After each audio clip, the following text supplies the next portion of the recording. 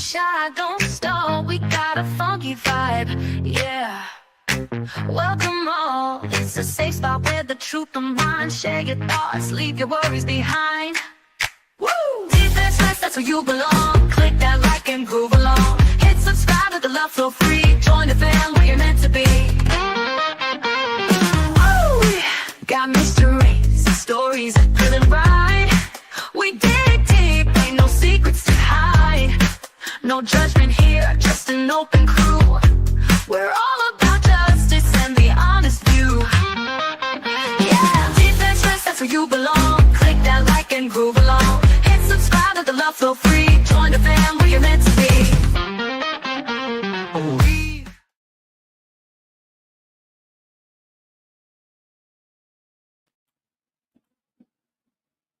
G'day. Good morning, good afternoon, good evening, good night, wherever you are from, wherever you are watching. You are very welcome, and I'm very grateful that you're here. Right, Impromptu Live.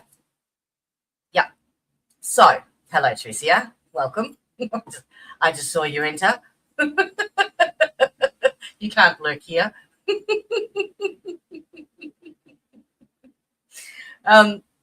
So let me explain. I am an avid follower of Samantha Beninga over at I Don't Belong Here. She is a behavioral psychologist. She's got lots and lots of names and lots of letters behind her name. So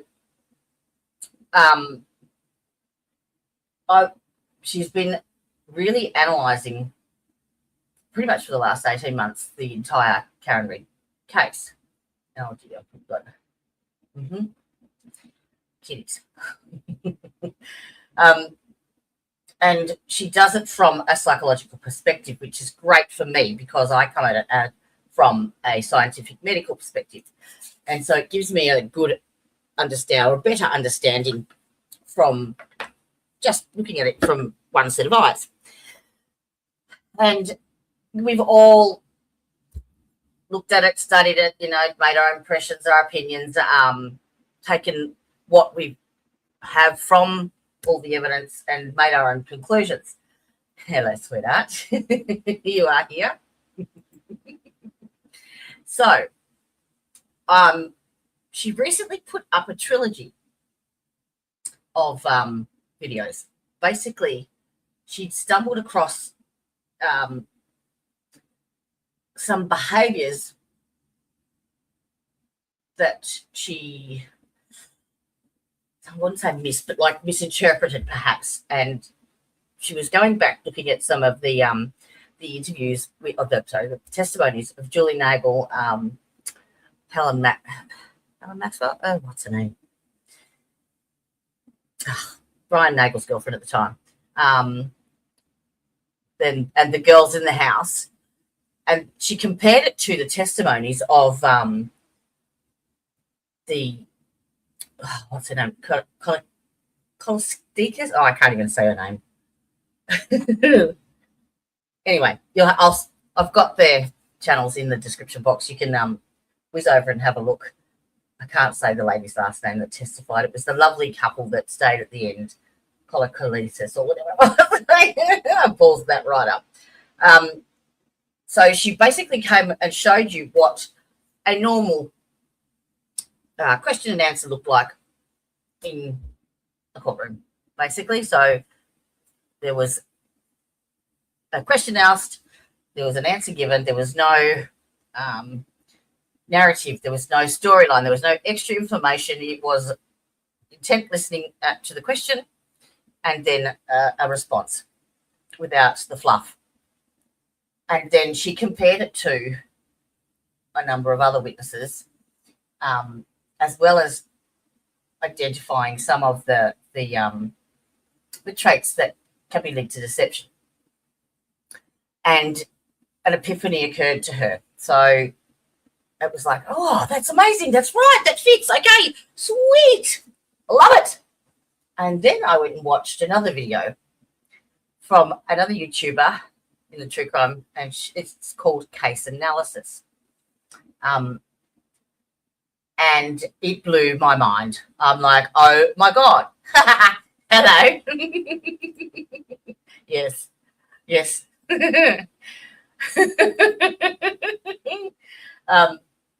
After watching that and putting the two together, I've just gone.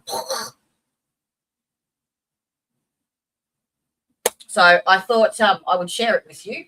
I've got a couple of other things that I'd like to add to the package, basically, but for me, they've hit it.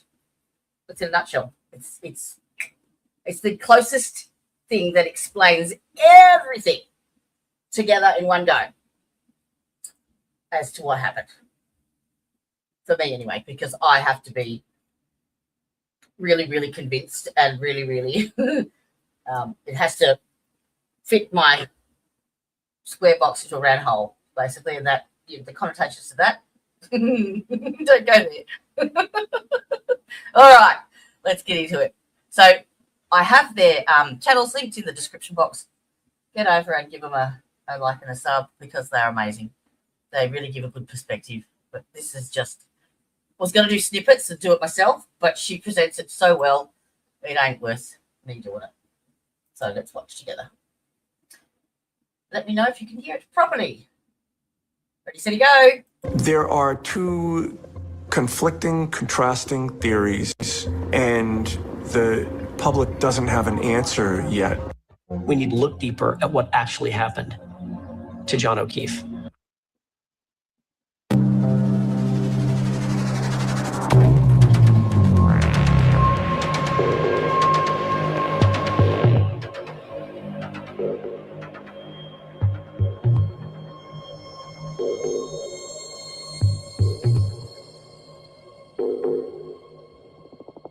I'll sit here and eat my porridge while we're watching. The Commonwealth's narrative surrounding the death of Boston police officer John O'Keefe has crumbled.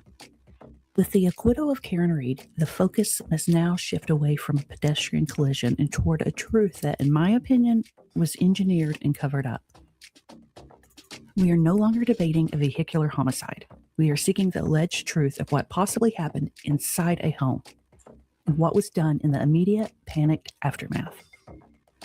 The digital evidence, combined with testimony and science, tells us that within minutes of arrival, John was incapacitated and a cover-up had begun.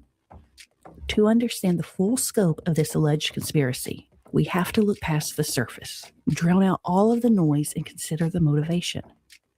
If this theory that I am sharing with you is true, the Alberts would have the means, motive, and opportunity to commit a crime and plot a cover-up. You need to look at the folks inside 34 Fairview. You need to look really hard at the homeowners. You need to look really hard at the occupants of the house. Something here is more than meets the eye.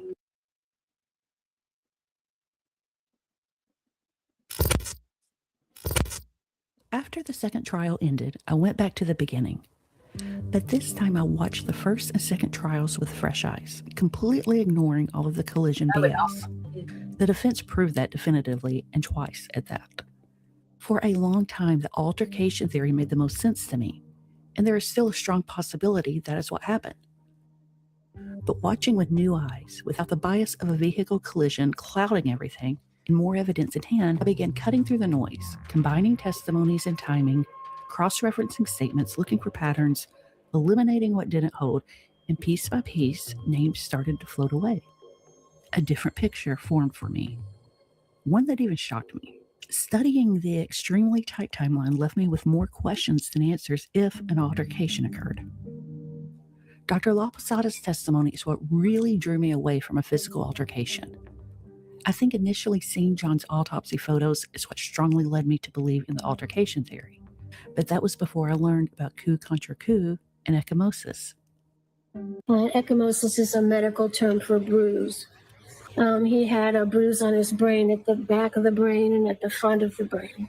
When you have, when the brain it slaps forcefully against the base of the skull, the delicate bones above the eye break. And that's, again, the coup contre coup, where the brain slaps forward.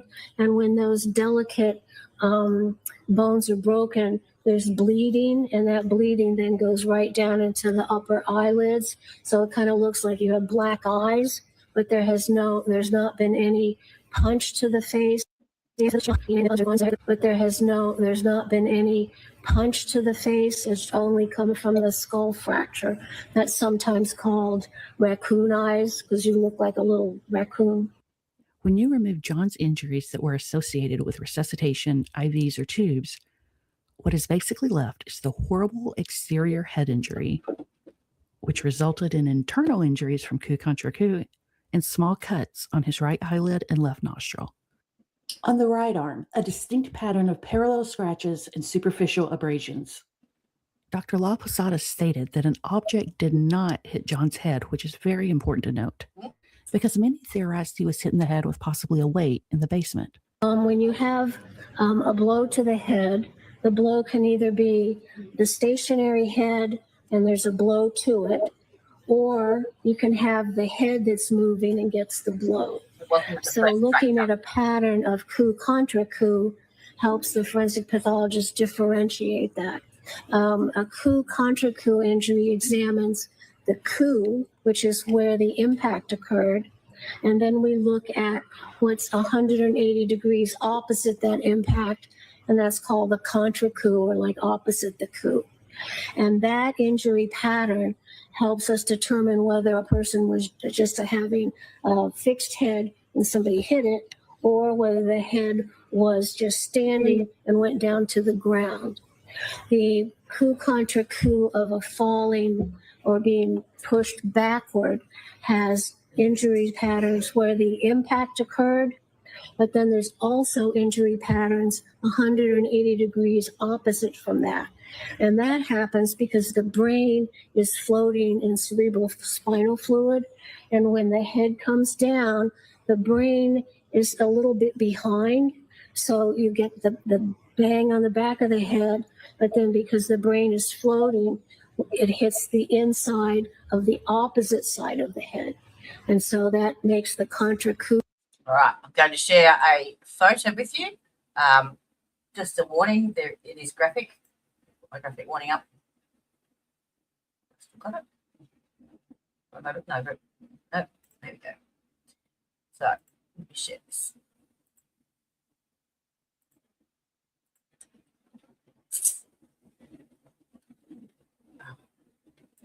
You dipshit, go back. Dipshit. Share screen. Thank you. Window. Where? Okay. This is a picture of a coup contre coup injury. The raccoon shoot on your Jody. You just completely skipped it.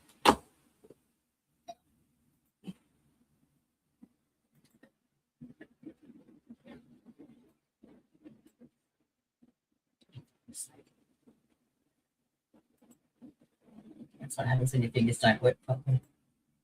Okay. Move that up. And make it bigger. Good. Yeah, that's bigger, all right.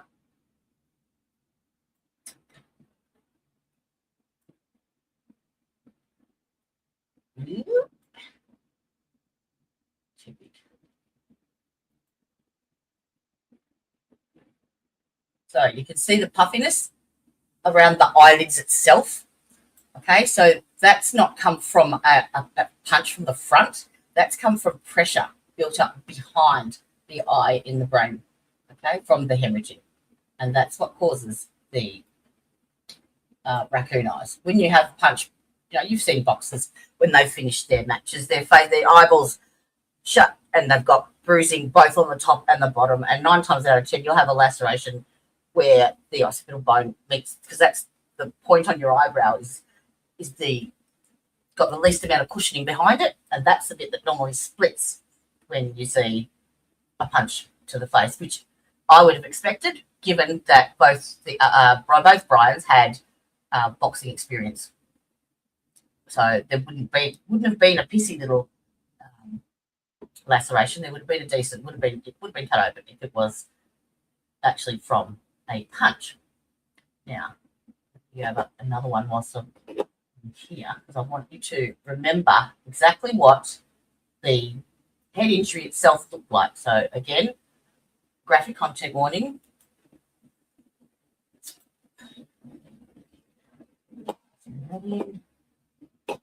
Because this is important.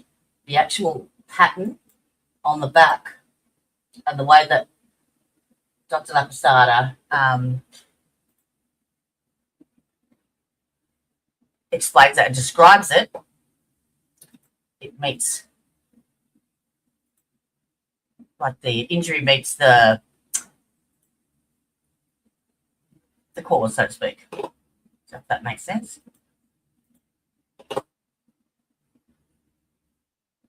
Okay, so you have here the horizontal laceration. Okay, that's about what, 3.5 inches. And then you have these marks. It's not a very clear photo, I apologize. These marks above it, the straight marks. And that's if you've hit a surface that's like in 90 degrees, but that angle on the corner is rough. So can you imagine if you get a block of cheese and you scrape it down a bumpy surface, you get those lines in the cheese that are left there.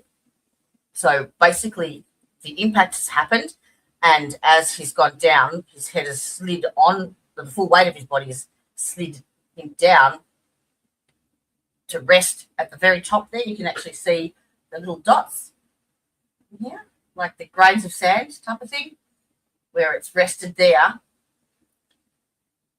after the impact. All right, let's go back and listen to my mouse is possessed, I believe. Okay. Go back and share the other one.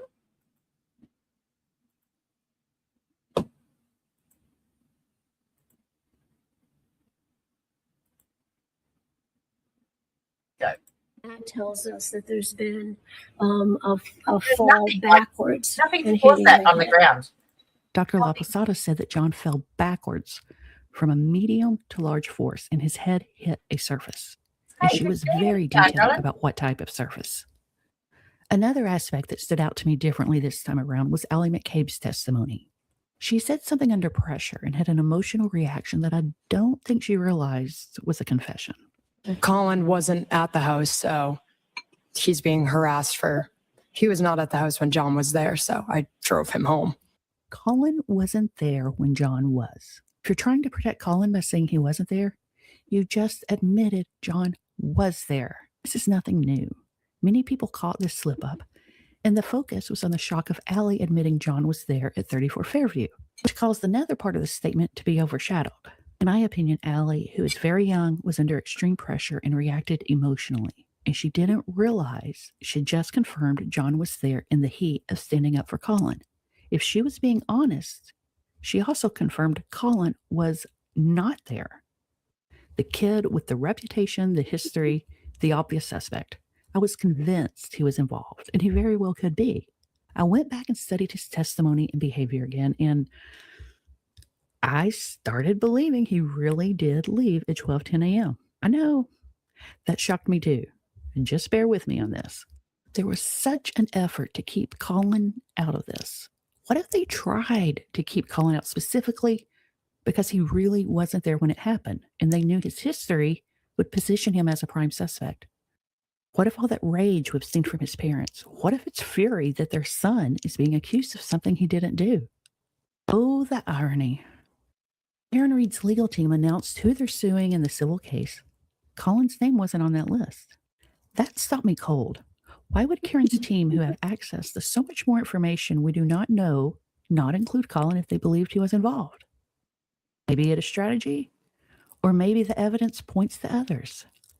Now, I may be giving this group of people too much credit, but it is next level for parents to pull their children into a cover-up and put them in a position to lie to law enforcement and lie on the stand. And it also adds additional risk for those that instigated the potential cover-up. Caitlin Albert strikes me as very chatty, the type who would accidentally say something incriminating without even realizing it. It would have been much smarter to send her to Tristan's for the night. Brian Jr., with his anxiety, that's a lot to place on him. Sarah Levinson and Julie Nagel? I don't think these adults would trust this young group with a secret this big if they had a choice. So it would be such a huge risk. So I started narrowing the circle. I eliminated the young crew, which left me with 5 people: Brian Higgins, Brian and Nicole Albert, Matt and Jen McCabe. And I started going through each one. Could Jen hurt John? I don't think so. She seemed almost enamored with him to me. Matt McCabe? I don't think he could hurt a fly. Maybe talk a fly to death, though. If Higgins did it, none of these people would protect him. They barely know him, and he's not part of the family. Brian Albert even said Higgins was not a close friend. Are you close friends with Brian Higgins? I wouldn't describe it as close friends, no. It also seems Higgins ironically ghosted the group at some point, which I find very interesting. Another moment that stood out to me was Higgins tearing up on the stand a few times. Actual emotion for John was extremely rare in those testimonies. And I shot him a text and said, do you want me to clear the driveway for you? So using the same plow that you were talking about before, you would offer to clear out his driveway. Yes. And then John's nephew, and I don't know if his niece was there. She might have been in the other room. We were playing video games together. I think the Harley gear, the big Jeep tattoos, the Jameson, the Fed credentials, I believe it's all an exterior shell. He wants to be this tough guy and alpha male, but he's not. He's just not made that way. So that left me with 2 people, Brian Albert and someone I had not seriously considered, Nicole Albert. Another thing that kept gnawing at me. Why is Jen McCabe fighting this hard, like someone with everything to lose? Why would she volunteer to be the so-called communications director and be so involved?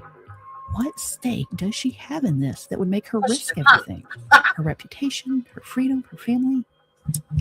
A sister. Jen is Nicole's sister. And you don't fight like this unless you're protecting someone extremely, extremely close. Yep. I don't see her fighting this hard for her brother-in-law, Brian Albert, but it is very possible she would fight this hard for a blood relative. And that's when I started asking the question, could Nicole somehow have more involvement? Let me walk you through this theory. Now, just what? In the quiet town of Canton, Massachusetts. Just clear everything. Pretend you've never seen it before and just listen. The night of January 28th, 2022 began in celebration. But what transpired in the early morning hours of January 29th would tear a community apart, exposing a chilling web of deception, lies, and a desperate cover-up.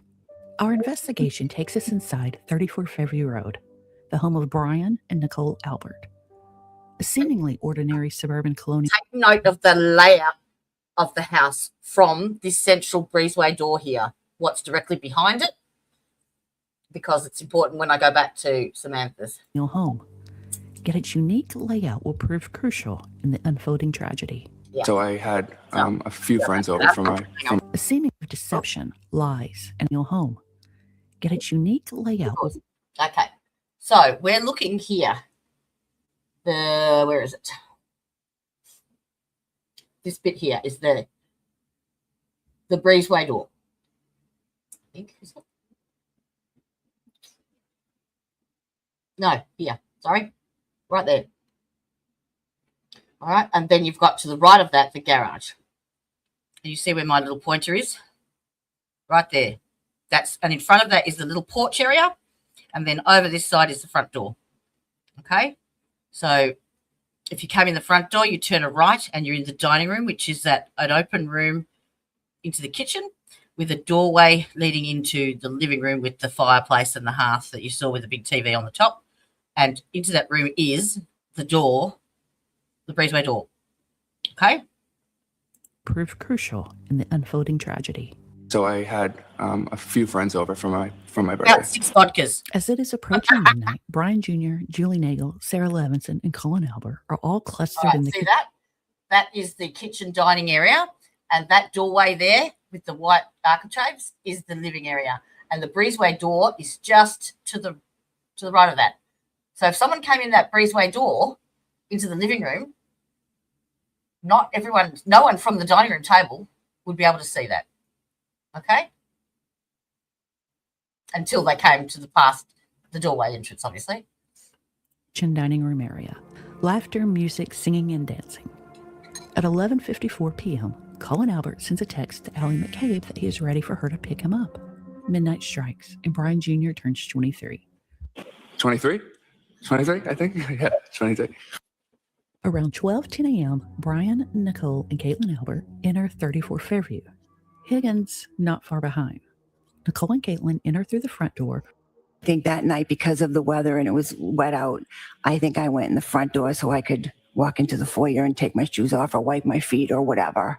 But some of the other people still may have gone in the side door. I went in the front door. So I would have gotten out and walked on the brick path over to the front door area, walked up the steps, and then walked through the door that enters into like a foyer area. While the Bryans enter through the breezeway door. I believe I went in the door on the right, which goes into the den. So I came through what I would call like a breezeway door. So there's a front door to the residence. There's the garages, and in between there is a like a breezeway door. At the same time, Allie arrives and texts Colin that she is there.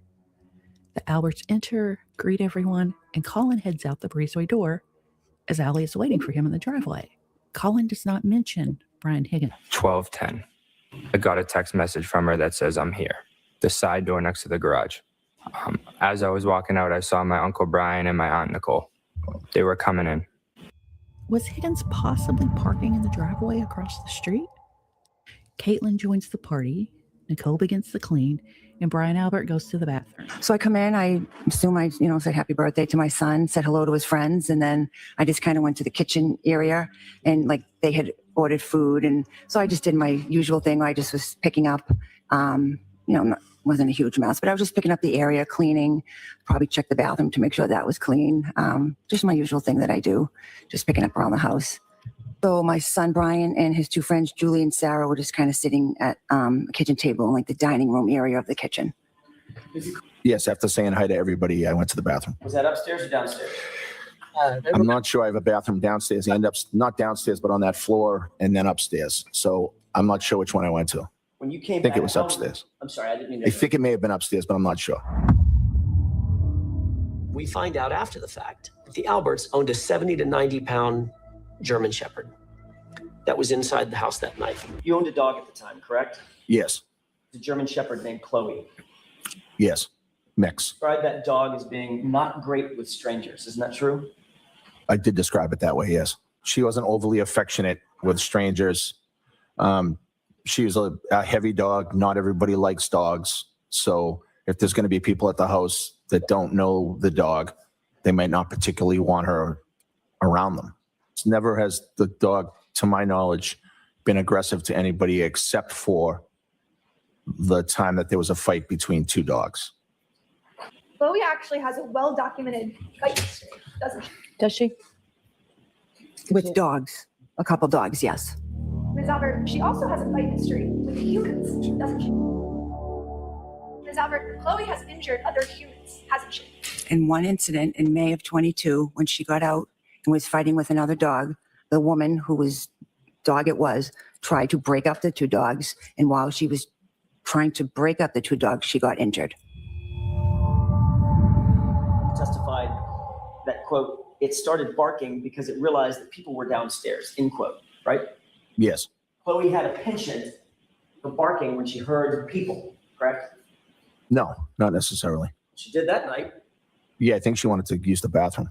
Well, that's not what you said in your testimony. You said it started barking because it realized there were people downstairs, right? Right. So your German Shepherd, probably a decent guard dog, if she heard commotion and people, she would bark. Obviously, if Chloe hears commotion, commotion and people, she's apt to bark. That's the only question. No. So just that night, out of nowhere, first time ever, Chloe starts barking when people walk into the house. No, it's not the first time ever, but she didn't bark often. Okay. But she did bark that night, right? Yes. And the reason that you gave There is no evidence that she hit him with a car. Unfortunately, a hair follicle does not get me to beyond a reasonable doubt. under oath for why she started barking was because there were people downstairs milling about, right? Yes. So in that instance, on January 29th, in the early morning hours, she was barking because she heard people. Well, I can't say why she was barking. Well, you did say why she was barking, I let her out to use the bathroom, so I think that's probably why. except your testimony was it started barking because it realized there were people downstairs. Those are your words, Mr. Albert. not Right. mine. Okay. Do you stand by those? Yes. You ultimately did let Chloe out to go to the bathroom, correct? Yes. Then Brian Albert hears Chloe barking. He asks Brian Jr. if he took Chloe out, and Brian Jr. says he forgot. So Chloe, the Albert's German Shepherd mix, has been confined to Brian and Nicole's bedroom upstairs for at least 4 hours at this point. Brian Albert heads upstairs to get Chloe, claims to have walked her down and let her out to go do her business out of the back door in the kitchen area. Brian Albert says she's outside 2 to 3 minutes. He waits by the back door and he monitors Chloe walking around the kitchen. However, Brian Jr. said Big Brian did not wait at the back door. After my dad came home, it was asked if someone let the dog out. And I said, sorry, I forgot. It was my responsibility because I was the only one home. So he went upstairs to get the dog, got the dog, brought her downstairs, let her outside. I went upstairs to grab the dog and let her out back to use the bathroom. So the backyard's fenced in, so I would open up the back door and she can go out, use the bathroom, and come back inside. She was out back for maybe 2 or 3 minutes. I believe it was pretty quick. She went, did her business, and came back in. Stayed at the doorway, and the dog went to the bathroom and then ran right back in. Your father wasn't standing by the door staring at Chloe the entire time that she was outside, correct? No, I wouldn't. Not the whole time, no. I tend to believe Brian Jr. here. He has no reason to lie. Why wouldn't Brian let Chloe out, go grab a beer, possibly greet Higgins coming in, while giving Chloe more time than just 2 to 3 minutes after being cooped up for so long? I think she might have walked around the kitchen for a minute or two, and then I think you just brought her back upstairs. So the dog kind of walked around in the kitchen for a few minutes, and then I took her upstairs. And then you allowed her to stay downstairs and you monitored her with the others who were in the house. Isn't that right? Yes. As a matter of fact, you testified in that state grand jury, the same April grand jury, April of 2022. So I let it go out to the bathroom. I let it back in. I kind of monitored it a little because we usually don't have people over the house and the dog's not great with strangers, period. So I was just making sure that the dog was all right with the people that were over, end quote, correct? Yes. So in fact, you did keep Chloe downstairs at least for a period of time with people that were over, right? Yes, for a few minutes, I think. So after I brought the dog up, I just came back down and hung out with everybody else. During this interval, John and Jen McCabe exchange texts and calls as both vehicles are making their way to 34 Fairview Road. Julie Nago texts her brother Ryan asking for a ride home. At around 12:18 a.m., Matt and Jen McCabe arrive at 34 Fairview, and they enter through the front door. They join in at the dining room table, and Jen claims that the Bryans were in the family room at this time. Jen claims she doesn't know why, but has a faint memory of the Bryans in the family room looking at pictures. This is a very odd and detailed memory. So I walked in through the front door. I took her right into the kitchen. And then there were people sitting around the kitchen table, Brian Albert Jr., Julie Nagel, Sarah Levinson, Caitlin Albert. My sister was over more towards like the counters in the sink, and Brian Albert and Brian Higgins were, there's like a room right off of the kitchen, like a TV room, and they were in there just talking. I think Nicole had like put up some new pictures, so, or maybe the Sun and the Marines, they might have been looking at a picture. Vaguely have a faint memory of that. I'm just trying to answer the questions and be truthful as I can. Looking at the timeline, and if we are to believe Jen when she said the Bryans were in the family room when she arrived, That would have given Brian Albert around 9 minutes to come in, greet everyone, now go listen to to the this bathroom, timeline. ask Brian Jr. about Chloe, go upstairs, get Chloe, walk her down, let her out the back door, grab a beer, and go in the family room with Higgins. What I don't think is feasible is the timeline according to Brian Albert. Getting home at 12:10, and remember, Jen places the Bryans in the family room looking at photos, and no mention of Chloe. Let's just say Brian Albert has 10 minutes from arrival to when Jen sees him. Let's deduct the 3 minutes Brian claims Chloe was outside. We are at 7 minutes. So within 7 minutes, could Brian Albert have greeted everyone, gone to the bathroom, talked to Brian Jr. about Chloe, gone upstairs to get Chloe, escort her downstairs, escort her back upstairs, and then go to the family room and be in the process of looking at photos? Oh, wait. Brian Albert claims Chloe walked around in the kitchen for several minutes. So deduct several more minutes from 7 minutes, meaning he did all of what I just mentioned in around 4 minutes. Do you believe that timeline? I don't.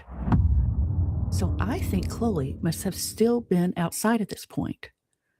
I don't think Brian Albert was in any hurry to take her back upstairs. I think he walked away from the back door, giving Chloe her own time to do her business and run around. Then he probably got sidetracked in the family room with Brian Higgins, who had entered the house through the breezeway door. This is where you have to pay extremely close attention and hopefully visualize how I suspect things played out. There are so many moving pieces and a very tight timeline. Based on Jen's Apple Watch, her steps match up to her arriving at 34 Fairview at 12:18 and taking 49 steps to enter the home while having a 36-second phone conversation with John O'Keefe. At 12:20 a.m., Brian Higgins sent a text to John. You coming here? While I was at the house, I think I shot a text just to John. Where are you? I think that's what it was. Brian Nagel has texted Julie that he is there. So we know everyone has been steadily drinking alcohol for hours at this point. It's loud in the house, music playing. Karen and John pull up to 34 Fairview at 12:24:38. I believe John got out at the driveway, and his phone tells us it was moving in a westerly direction toward the house at 12:25. We know John was a fast walker, plus it is freezing, so I think he got into the house quick through the breezeway door. That right there Karen makes a lot of fucking sense. A lot of sense. The fact that it's cold, and he takes. Karen mentioned that he does walk fast, and he's straight in to the breezeway door. pulled up equal to the front door, so the F-150 is now at the driveway. At 12:27:33, Jen is at the front door seeing Karen's SUV and texting John. Here, question mark, because that's when I saw the car. Well, Nicole is probably cleaning in the kitchen area. Caitlin is in the kitchen area being the DJ. Brian Jr. is watching out the window. When you go back to listen to their testimonies and they tell you where everyone is supposed to be, they all differ. No. Sarah is either sitting there with her back to the family room wall, or she could possibly have been in the kitchen or bathroom. Matt is looking out the window. They see the F-150 at the driveway and Karen's SUV parked equal to the front door. Julie goes out to invite Ryan and his friends in and tell him she doesn't need a ride. Yep. Most of the attention is directed to the front of the house, outside, with everyone watching Julie in the F-150 and watching the Lexus SUV and wondering why John and Karen are not coming in. The F-150 pulls away from 34 Fairview at 12:29. At 12:30 a.m., Karen leaves 34 Fairview to make it back to One Meadows by 12:36, as we heard on the voicemail. Now that we've established all of the action outside and in the dining kitchen area, let's go through what was happening simultaneously with John and the Bryans. Let's rewind just a bit, right before Karen moves the SUV equal to the front door. During this time, I believe Brian Albert and Brian Higgins were talking in the back corner of the family room and possibly looking at the pictures on the shelves. And this is important because during the first trial, Brian Albert claims they were upstairs in his son's room looking at pictures. No, I was there basically for the whole night, except I think at one point I may have shown Brian Higgins some photos that were in my son's room that were upstairs. So my son Jack, who's one of the twins, was in the Marines or is in the Marines, and we had put some plaques and some stuff in his room upstairs. And Brian Higgins was prior military, as am I. And I thought he would want to see the photos, so I had him look at them.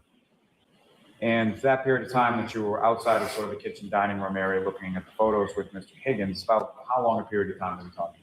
Very, very quickly, 2 minutes, maybe 3 minutes. But in my analysis, that doesn't track. I believe the chaos of that night led to a panic-driven shift in testimony to hide his proximity. My sister, Nicole, was in the kitchen wiping the counters because she's always cleaning. And Brian Albert and Brian Higgins were in the, I guess you'd call it the TV room area, just standing and talking. My niece, Caitlin, Sarah Levinson, Julie Nagel, and Brian Jr. were all at the kitchen table. My sister was over, I think, cleaning the counters. And Brian were off in that TV room that you can see from the kitchen because there's a wide opening. You look right to the kitchen, and then through the kitchen's the TV room, but you could look and almost, when you walk in, you can see because it's open. Room, kind of the kitchen opens up into the TV room. So they were in there. So the only two that you recognized at this point in the night, not being sort of with everybody else, were Brian Albert and Brian Higgins separated out in the family room, or whatever that room's called, living room? Yeah, if you, like just right there, right where they are, just kind of right in the next room. I know at one point my husband and his friend Brian were in our family room. So I kind of went in there and was talking to them.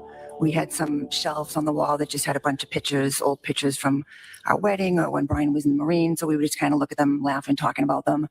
At one point, briefly, Brian Albert showed me some photographs, family. I believe primarily it might have been of his son who had recently been in the Marine Corps. Did you go upstairs at any time? No. Well, I briefly went and looked at some photos. Right. So you moved out of that area with Brian Albert alone to go to a different room. Yes, and I think his wife, Nicole, might have popped in the room for a second, but it was brief. Now, this period that you're talking about in the other room, about how long a period was that? It was brief. And beyond yourself and Mr. Albert, was there anyone else from the group that you described that was in the room at the same time as you and Mr. Albert? I don't think so. I think Nicole may have popped in for a second, but I'm not 100% positive on that. For that entirety of the time that you were there, did you go anywhere else within the home beyond what you described as far as the kitchen and the living room? No. Everyone that testified about the Bryans looking at pictures placed them in the family room, all except for Brian Albert. Now, I believe the following happened in the blink of an eye. I think John O'Keefe entered through the breezeway door and into the family room with Karen's vodka soda. And the Bryans may not have even noticed his entrance. John probably slid out of his shoes upon entering. That means socks on hardwood floor. It is no secret John's blood alcohol content was extremely high, which definitely would impair balance. And in my opinion, while Brian Albert was caught up in conversation with Higgins, Chloe probably waited at the back door in the kitchen, and when not let in, she came to the glass door to be seen and let in. Brian Albert opens the door to let Chloe in, and I think several forces came to play. One, Chloe had been cooped up for hours and needed to release energy. Two, she had been out in the cold, which can be really invigorating for dogs and cause what many refer to as zoomies. Three, Chloe is not good with strangers and has a history of aggression. Four, Chloe sees John, a tall stranger, in her domain. Dr. La Posada said a medium to large force caused John to fall back at an angle. I believe that force was possibly a 70-pound German Shepherd mix. He was standing upright, and his body had momentum and went down and hit at the back of his head. So it was thrust backwards. It was a very forceful impact.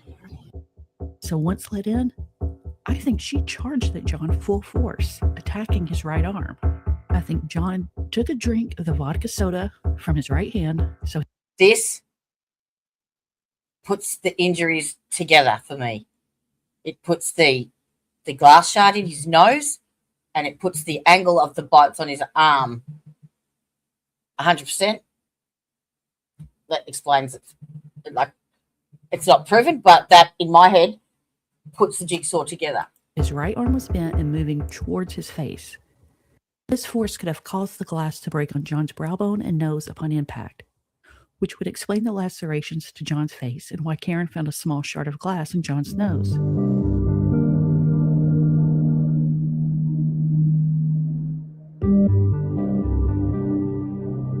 Don't forget, he had a skin full of alcohol as well. His blood alcohol level was huge. And if you actually look up the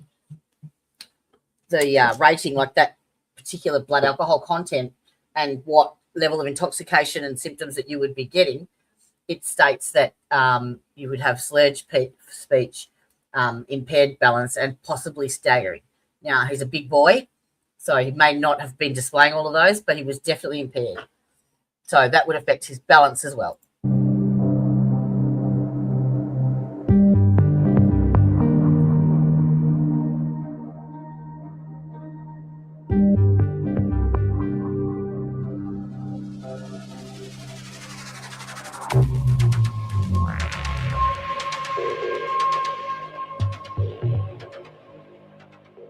Was the laceration above his eyelid on the right side a separate injury altogether? Yes, it was. Do you have an opinion as to whether or not what that eyelid laceration might be consistent with? Some application of force which broke the skin. It was fairly small. Could be it's some sort of object. You have to look at the whole picture to understand what happened to the body. Correct, because when an animal approaches the body, there may be damage from the claws and also from the mouth. Were you able to determine from your review of the medical records whether the injuries that you see on Mr. O'Keefe's right arm were pre-mortem or post-mortem? They were, oh yes, I can determine that. They were inflicted prior to death. Do you have an opinion as to whether or not the wounds that you see, the patterned injury that you see on Mr. O'Keefe's right arm is consistent with an animal bite or claw marks? Yes, it is, very much. Those wounds were inflicted as a result of a dog attack. I'm sorry, I didn't hear you. Can you speak a little louder? They were inflicted as a result of a dog attack. Well, there are multiple groupings of wounds. These multiple groupings are patterns. And they are, in my opinion, were inflicted by the teeth and claws of a dog. I characterize them as highly specific for a dog attack. Well, he landed on something that had a ridge on it to cause the laceration in the scalp, and then they kind of look like pencil marks. And so that means that something with granularity he hit first, and it moved up a little, broke the scalp, and then moved on a little bit above that. And with a little bit of movement, those vertical scratches were caused by some kind of like pebbly-like surface. And then it's the job of the police then to go back to the scene and look around for something which might fit that pattern. I'm going to bring up that. I just got a better copy of it. So, just 1 second. Nope.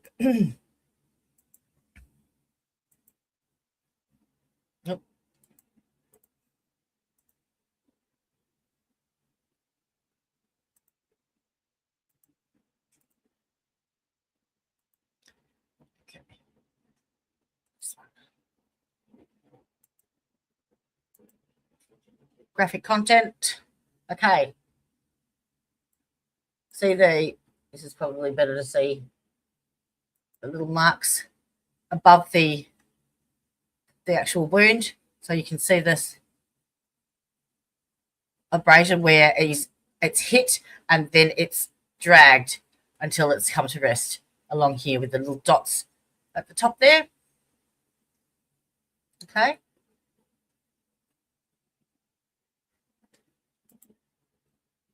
Let's go back to Rapasata.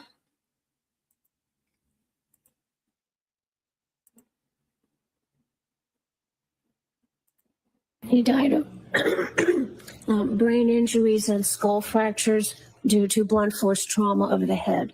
An injury caused by the angular acceleration going down and hitting his head in the back. You can't tell us objectively when his brain swell started. It started immediately after impact. So what that tells me is that the back of his head hit something that had a fine granular pattern to it to cause those individual little marks. And then also something that had a linear or ridged pattern that he went back on that broke the scalp there. So we have two parts really to this pattern injury, that whatever he hit had some little like granularity to it, with each little sort of granule making those vertical marks, and then the ridged pattern having the major point of impact. This brick hearth could easily be the surface that caused the fatal coup contre coup injury. This sudden, brutal interaction would have caused John O'Keefe to fall, striking his head on the unforgiving, hard brick granular edge of the hearth. A fatal impact. This sequence of events precisely explains the dog bite injuries found on John's right arm, the lacerations on John's face, and the blunt force trauma to his head, entirely consistent with a fall onto this type of surface. The fatal coup contre coup injury would have caused the ecchymosis, or raccoon eyes, as we saw in the autopsy photos. According to Dr. La Posada, the blow to the head would instantly knock John out, and he likely died within 15 minutes. First, there would be immediate unconsciousness because of the transfer of all the energy to the brain and the massive skull fractures. So you go unconscious, brain swells, then you die. Brian Higgins, an Army medic, would have known the severity of the injury. Yep. Brian Albert was allegedly faced with an unconscious dying man and a dog with a criminal past right on his family room floor. And they absolutely knew, if John was found inside that house with those injuries, what would happen. No one in the noisy kitchen and dining area hears it. Music blares, attention is drawn outside, loud voices singing and laughing masks the tragedy unfolding feet away. Chaos becomes cover. The clock was ticking. Jen calls John at 12:29. The log says the phone was answered and the call lasted 7 to 8 seconds. Jen deleted this call. 12:29 and 44 seconds. There was a call from you to John O'Keefe's phone lasting 7 seconds, correct? That's what it says. And the record indicates that it was an answered phone call, correct?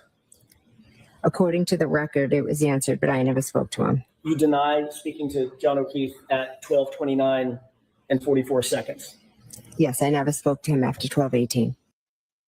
Did one of the Bryans answer? And within that 7 seconds, maybe they told Jen to keep everyone in the kitchen or some type of similar message. Two intoxicated men, fearing the law, made horrific, life-changing decisions within seconds. With John O'Keefe dying near their hearth, a desperate panic seized Brian Albert had to make fast decisions. His home, his career, his entire life were on the line.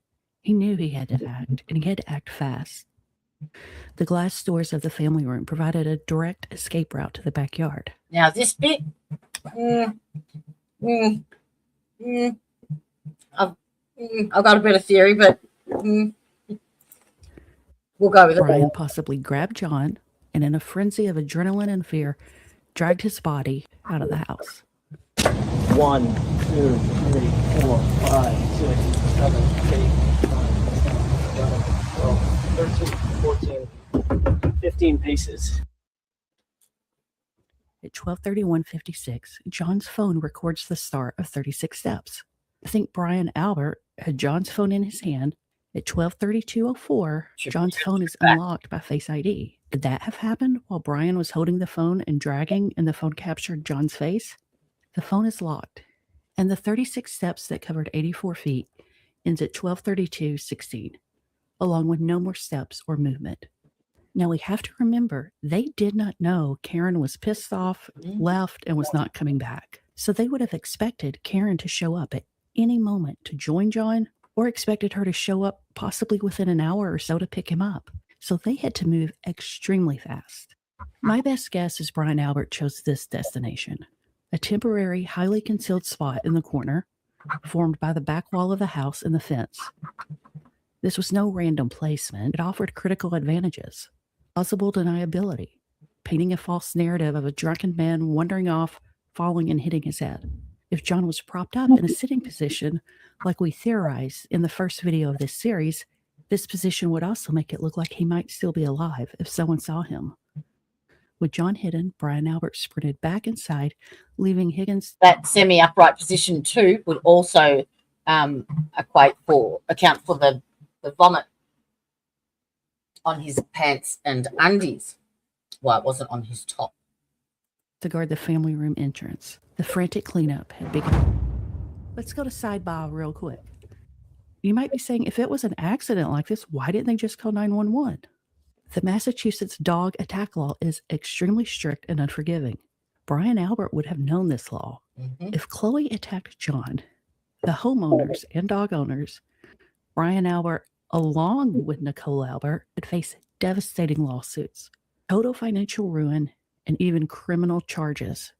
And under Massachusetts liability statutes, the owner of a dog causing injury or death is often presumed responsible, even if the accident was unpredictable.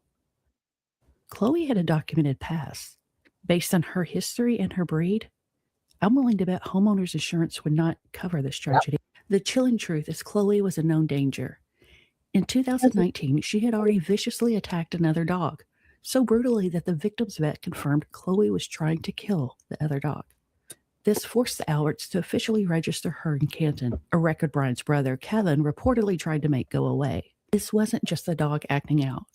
This was a pattern of extreme aggression, a ticking time bomb that Alberts were desperate to conceal. And their desperation reached its peak when just months after John's death, Chloe struck again, attacking another dog and injuring people. As public questions about Chloe's role in John's death began to swirl, the Alberts quickly rehomed her, a term they defensively used on. I did not get rid of my dog. I rehomed my dog. Mr. Albert, after you learned that there were questions being raised about John's injuries and dog bites and scratches, in May of 2022, you got rid of that dog, did you not? At some point, your family got rid of Chloe. Chloe was rehomed in May And we can use 2024. whatever words we want to. Rehomed, rehoused, whatever. But you got rid of her. She's no longer part of the Albert family, right? Right. When did you get rid of her? So Chloe was rehomed in, I believe, May Of 2022, of 2022. just months after the incident that we're discussing.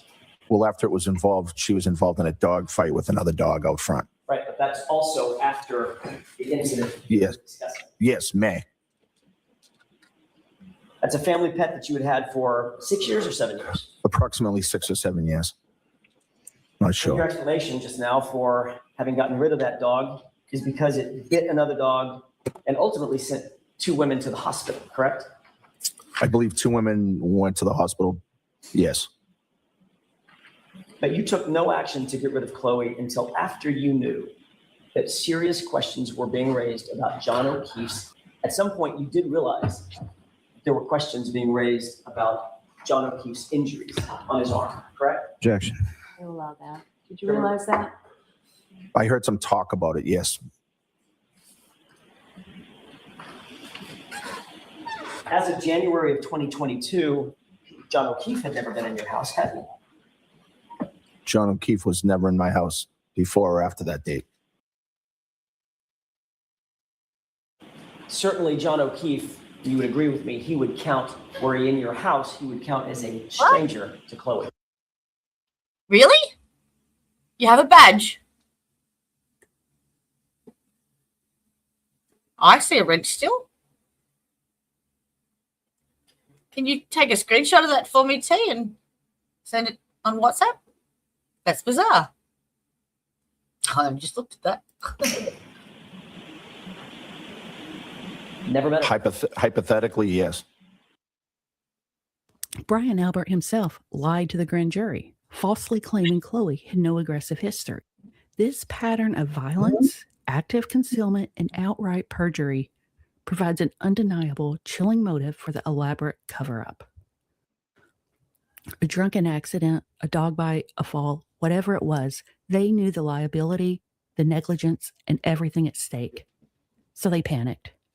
Brian Higgins was not the homeowner or dog owner, so he could have walked away. His problem was impaired thinking and believing that Brian Albert was a very close friend.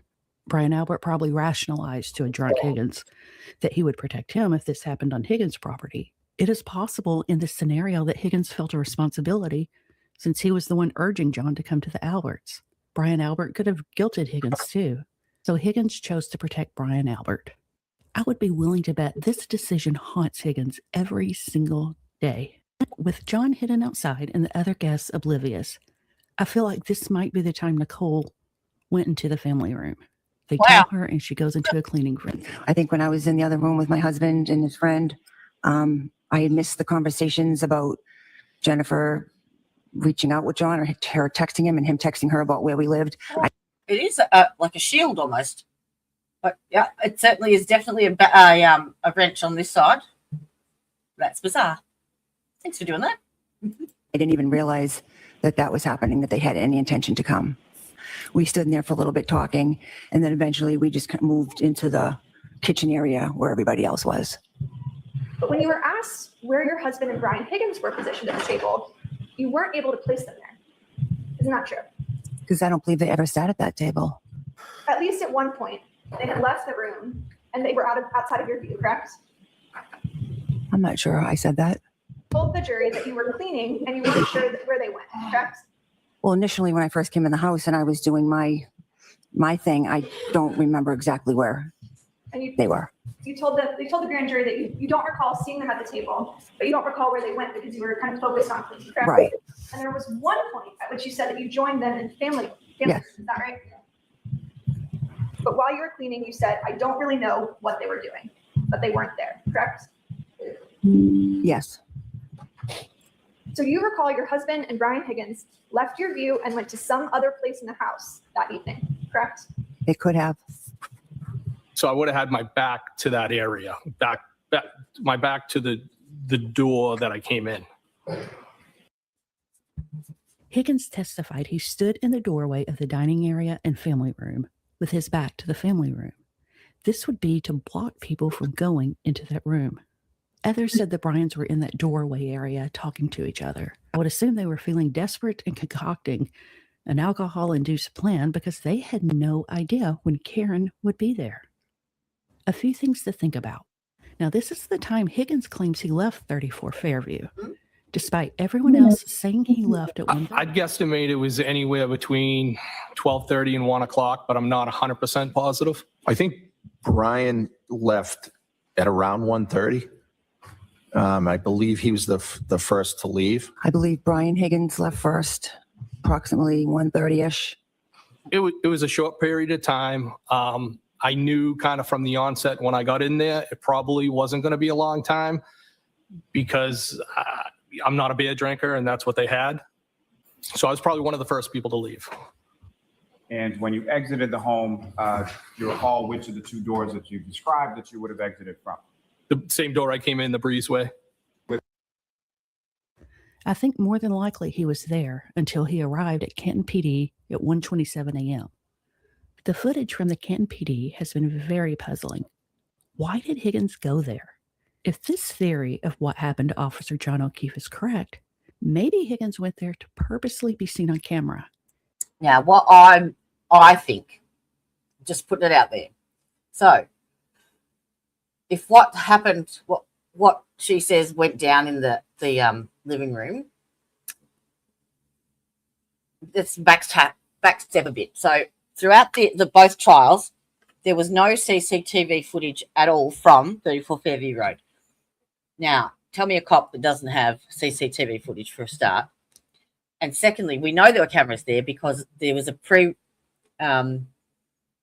recording of Jennifer Coffindaffer going to the house to have a sticky nose, and she got caught on the breezeway door CCTV footage.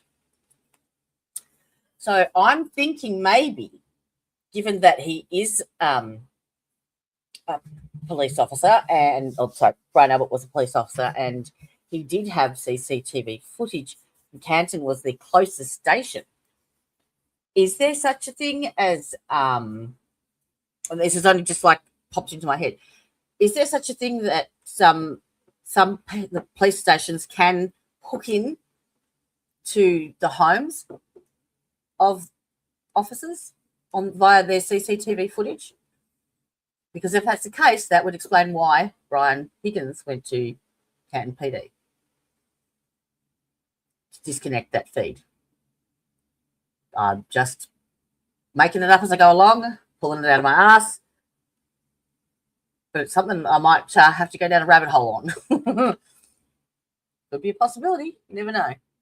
And do some type of work or administrative duties, hoping he could protect himself with qualified immunity, which is a legal doctrine that would protect Higgins from civil liability due to his job as a federal ATF agent.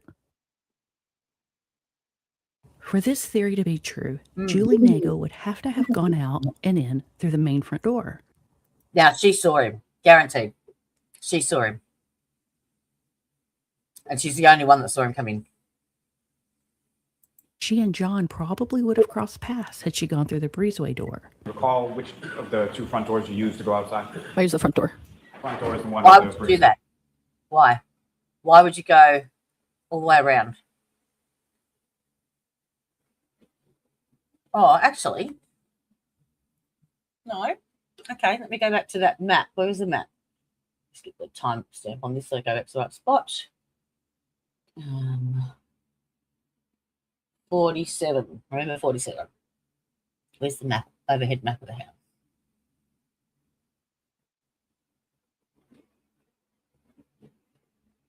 Oh. Clear it up.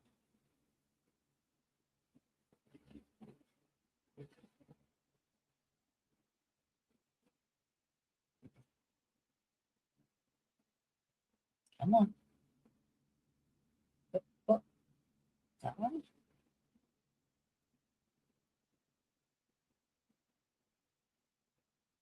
Oh. My fingers. Come on, show me overhead map.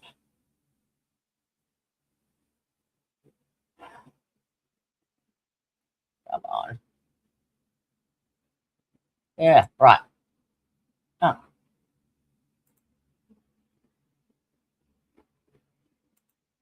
Okay. Oh, let me take that shit off. Okay, so if he's coming in the breezeway door here, you can't see my. Now you can see my mouse. There we go. That's the breezeway door, and this is the living room. That's the doorway into the dining area where the dining table is down here where Brian Albert Jr. is sitting. And then this is the kitchen area at the top where Nicole is cleaning frantically. And that was where Julie Nagel was sitting. So she could have gone to the left here where the front door is or to the right here. But if John has run to the breezeway door as she's coming out the front door, there is that wall here in the middle where the porch is. She may not have seen him.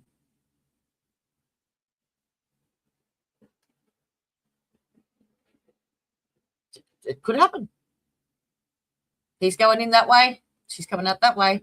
And she was paying attention to what's in front of her at her brother's car.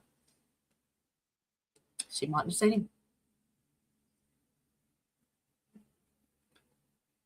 47.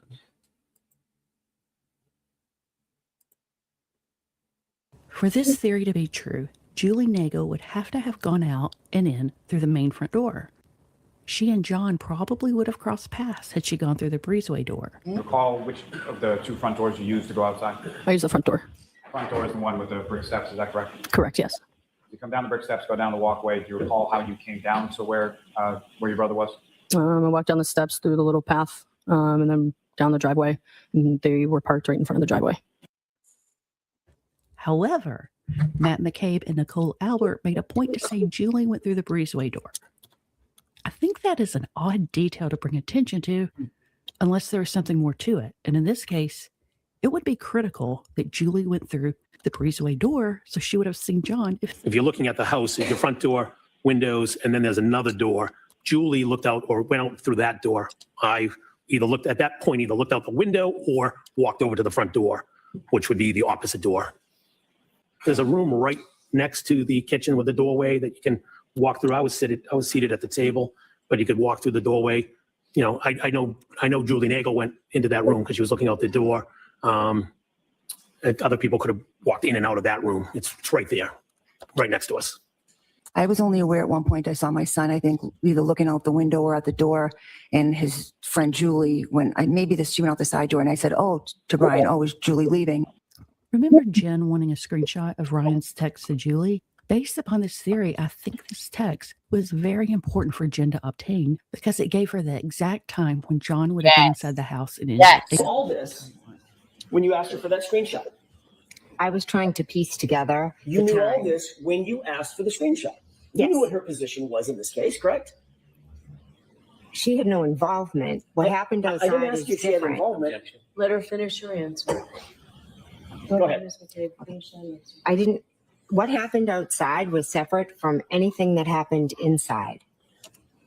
I'm going to ask you again. You knew all of that information, that Julie Nagel was a recipient witness in this case, as was everyone else inside 34 Fairview, when you asked for that screenshot, correct? Yes. That is another example of you coordinating information with other witnesses in this case, correct? No, that is not correct. Using the phone within my house, it seemed like it was it's a slang term, the dead zone for the phone. The reception wasn't great. The phone log showed John's device went from a normal inside temperature of 72 degrees Fahrenheit at 12:37 a.m. to 50 degrees at 1:36 a.m. Yet the phone logged 0 steps. The thermal data shows a sustained cooling from 12:37 a.m. down to 1:36 a.m. This rate seems more consistent with a phone remaining on the body, insulated by its heat and protected by the physical shelter of the house wall and fence. Even the phone under John's shoulder, like the prosecution stated, it would still be heavily exposed to the freezing ground environment, and I would expect a much faster cooling rate. I wonder why there is no data from 136 to 606. Probably the same reason there was no ring footage from the Alberts or from the officer that lives across the street. No CCTV footage at the library the exact time Karen drove by. No ring footage from John's house when Karen pulled in. No CCTV footage of the Sallyport the exact times the taillight would have been smashed. This gap makes me wonder if the data was problematic for a certain narrative. When the official narrative relies on the complete failure of every surveillance system at the most critical moments and the convenient loss of the most incriminating digital data, the only logical question is, how many impossible coincidences must occur before we acknowledge deliberate corruption? And how stupid do they think people really are? With John O'Keefe's body still hidden on their property, Karen Reed nowhere in sight, and knowing at some point Chloe would need to be let out again, but cannot be let out with John in the backyard, a new plan needed to emerge. At 2:22:35 a.m., Brian Albert called Brian Higgins for a single telling second, possibly a ping of urgent distress. At 2:22:52 a.m., Higgins called Albert back for 22 seconds. Just minutes later, at 2:25 a.m., Jen McCabe sent 2 outgoing texts to an unknown recipient. At 2:26:37 a.m., Jen McCabe deleted 2 screenshots from her phone. And at 2:27 a.m., her highly debated Google search, "Hoes long to die in cold," a new desperate plan emerged to move John and stage his body by the roadside, diverting blame entirely. At 2:30 a.m., Lucky and Frankentruck passed by, confirming the street was clear, a perfect, unsuspecting moment. A crucial witness, Lucky, drove by again around 3:30 a.m., this time seeing a Ford Edge parked on the street by the flagpole, but critically, not seeing John's body. But, he went by that property and there was no body there at 2:30 in the morning. And if there was no body there at 2:30 in the morning, the case is over. I think the Ford Edge was parked specifically to block the view from the street. It would create a visual barrier, a shield, so Brian could move John's body without being seen. Immediately after Lucky passed at 3:30 a.m., the coast would be clear, and Brian Albert could execute the final gruesome act. In my opinion, he dragged John O'Keefe's body from its concealed spot to the flagpole. This movement explains the forensic evidence, the upward angular bloodstains on John's clothes, consistent with an upright drag, and the irrefutable grass stains on the butt of John's jeans, proving contact with the ground, not just snow. Brian then swiftly pulled his Edge back into the driveway. The continued snowfall that night acted as nature's accomplice, covering any drag marks, footprints, and erasing the physical evidence of his crime. Their goal was simple: tell one little lie. John never came inside. Hope the injuries and location look like an accident. Maybe a hit and run, or maybe a snowplow hit him. Just unfortunate, tragic. Case closed. If I did, I didn't ask would you have if done you something did. to help him. I asked you if you saw one. No, I did not. No one knew what happened. John never came in the house. None of us in the house had any idea what happened to John O'Keefe. So we instructed, I was saying, we don't know what happened. He never came in the house. All right, so, That's what was my statement was. sir, I didn't ask you for any of that just now, did I? No, they never came into my home. And John never came into my house that night. He would have been welcomed, and the defendant would have been welcomed with open arms had they come in. And I wish they had. I really do. Until the next morning, when Karen Reed, John's girlfriend, panicked and cracked her taillight backing up. At this moment, Jen McCabe saw an opportunity. The investigation shifted away from the house, away from the dog, away from the hearth. All eyes on Karen. Justice for John means demanding the full truth. It means holding everyone involved, everyone accountable for what happened that night and what they did after. This case isn't over just because one person was acquitted. If anything, it's just beginning. Keep talking about this. Don't let this story disappear, because John O'Keefe deserves more than a cover-up. He deserves the truth. He does.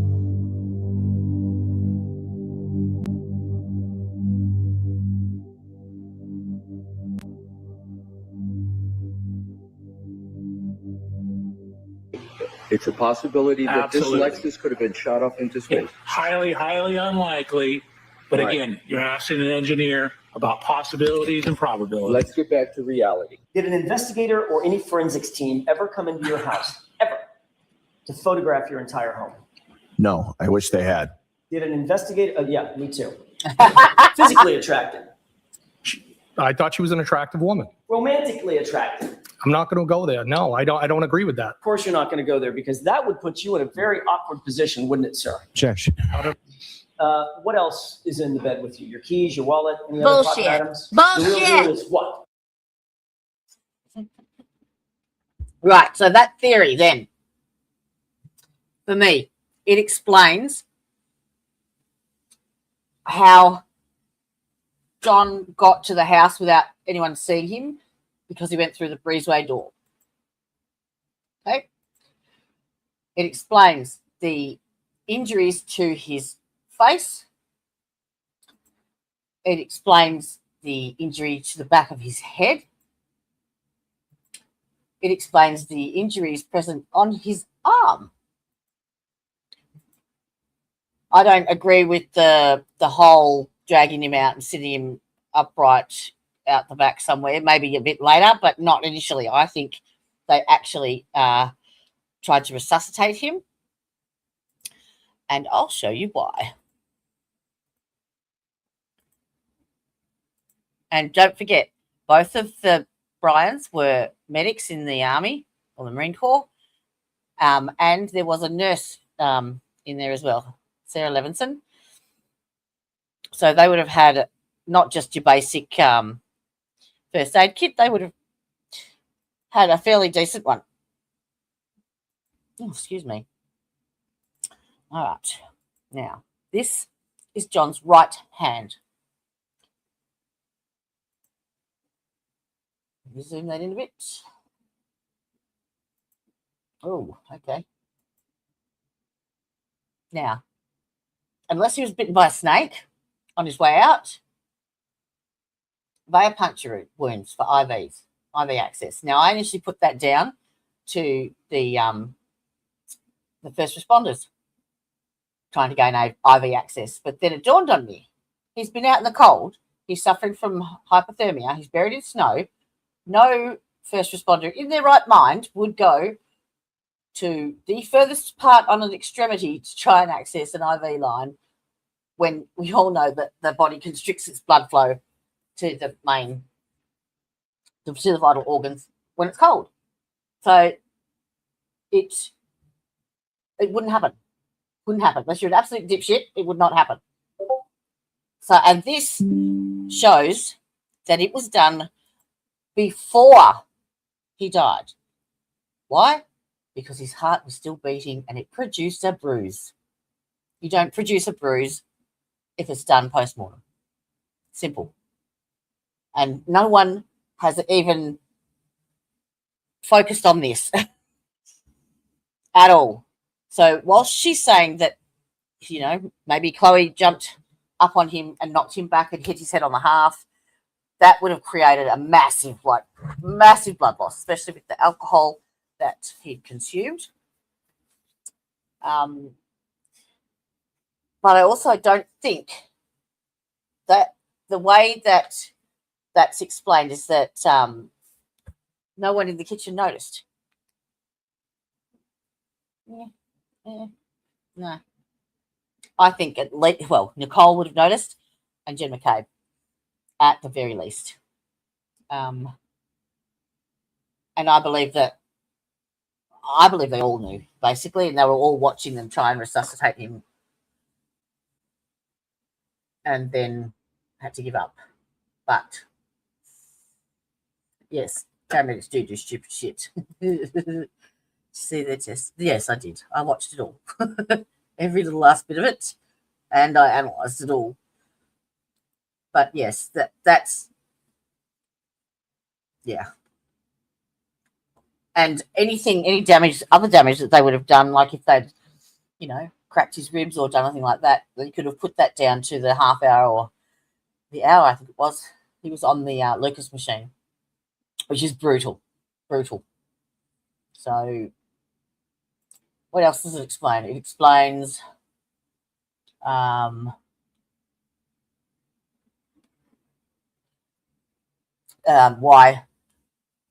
Ryan Nagel didn't see him in the car.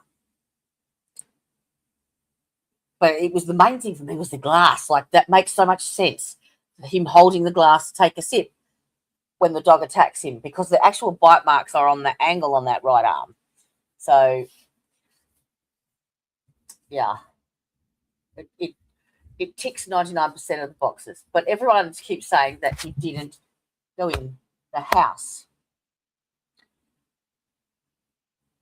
All right, this is where Sam comes in. Let's go and see what Sam has to say.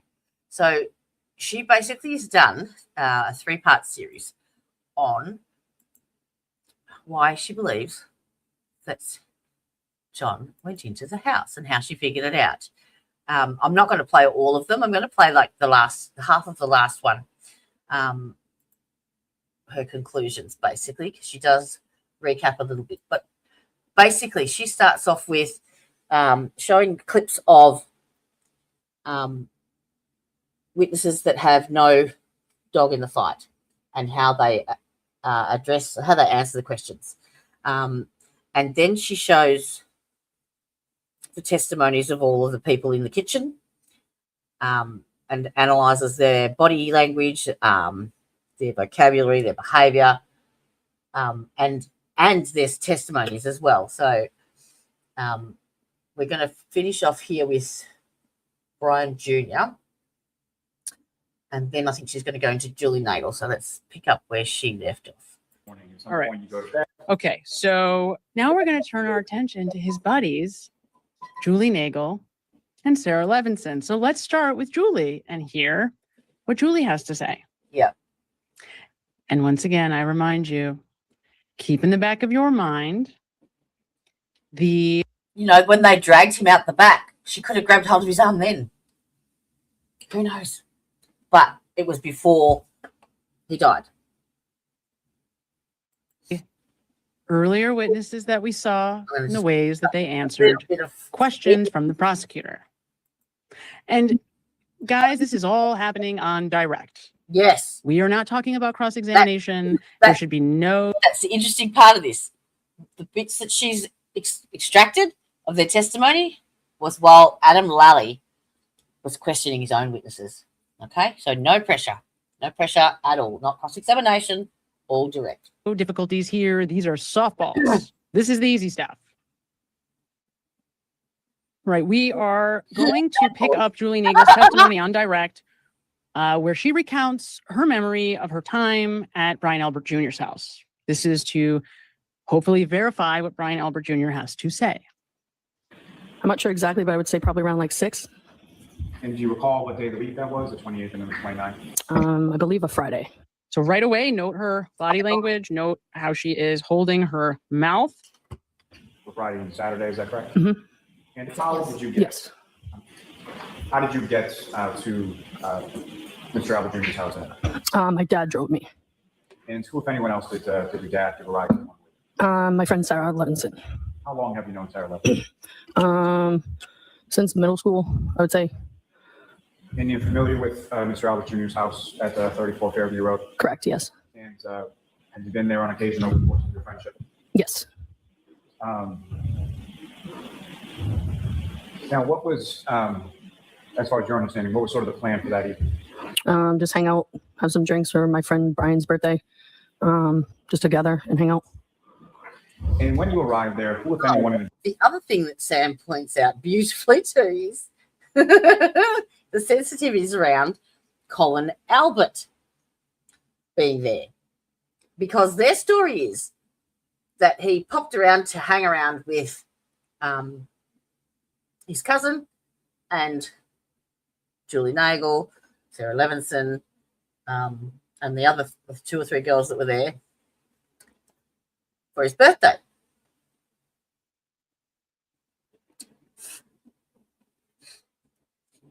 Said, can you actually imagine Colin Albert hanging out with that group?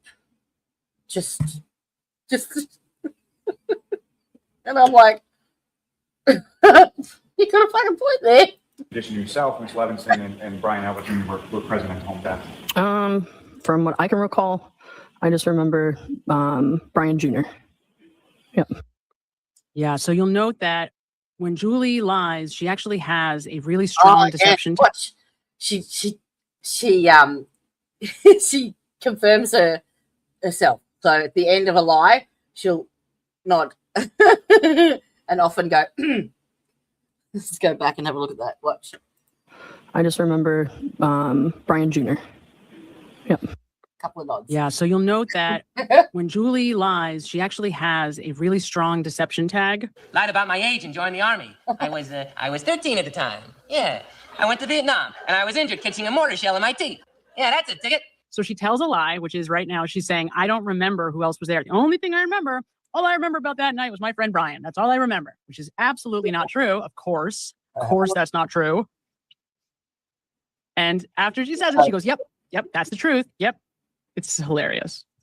And at some point, did some other people come in and join the group of the 3 of you at the home? Yes. And when about was that in relation to when you and Sarah arrived? I can't remember. I don't recall the time frame. So she's been coached. Mm-hmm.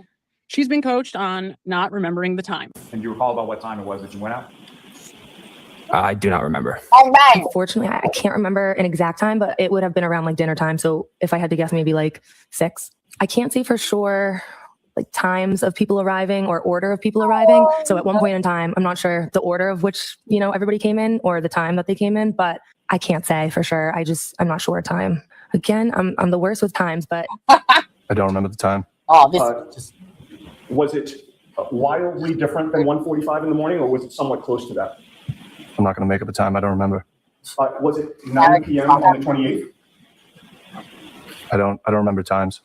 So if I asked you if you were there to pick up No, your girlfriend I won't Caitlin answer that. at 9 p.m. on January 28th, you couldn't say if that's true or false?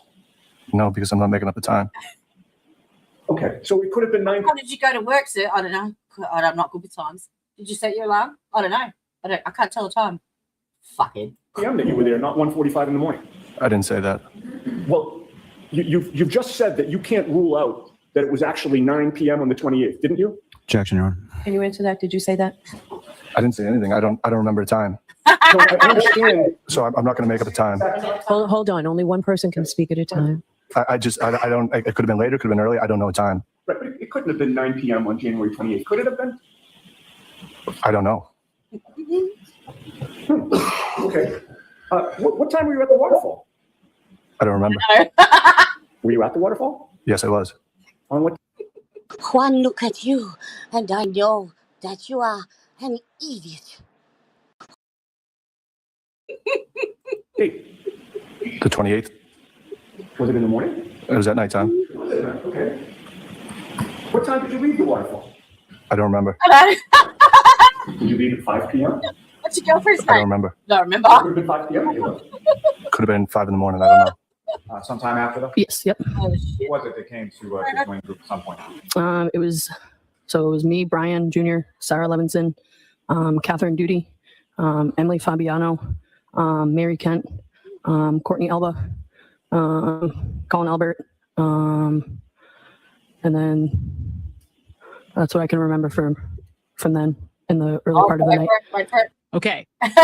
Now, remember what I said about listing. And so you see how she tries to act like Colin Albert was just a natural part of her memory of that night, but he wasn't. Simi, have you seen the 3 videos? Or Tricia, but either of you, have you seen the 3 videos in this? They are, like, if you watch them consecutively on Sam's channel, you can't see her bloody name up the top there, sorry. Their channels are in the description box, but this is Sam from I Don't Belong Here. They're a 3-part series on how she came to this conclusion, and she stumbled across it. They're amazing to watch in, like, real time, how she gets there. It's so obvious. At some point. It was me, Brian Jr., Sarah Levinson, Catherine Duty, Emily Fabiano, Mary Kent, Courtney Elba, Colin That's an advanced stage. Albert, and then that's what I can remember from then in the early part of the night. She's adding him as well after the fact, and she tried to bury it by making him last. Emily Fabiano and this whole group. Brian Jr. tells us Colin Albert is there with them for 10 minutes.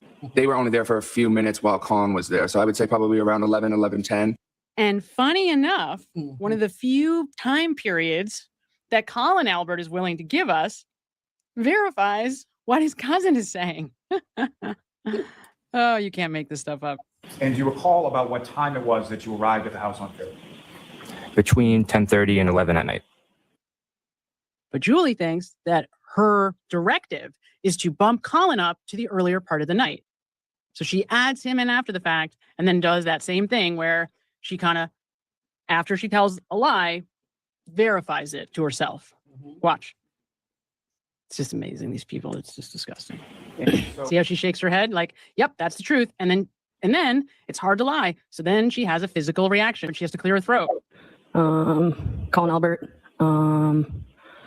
and then that's what I can remember from then in the early part of the night.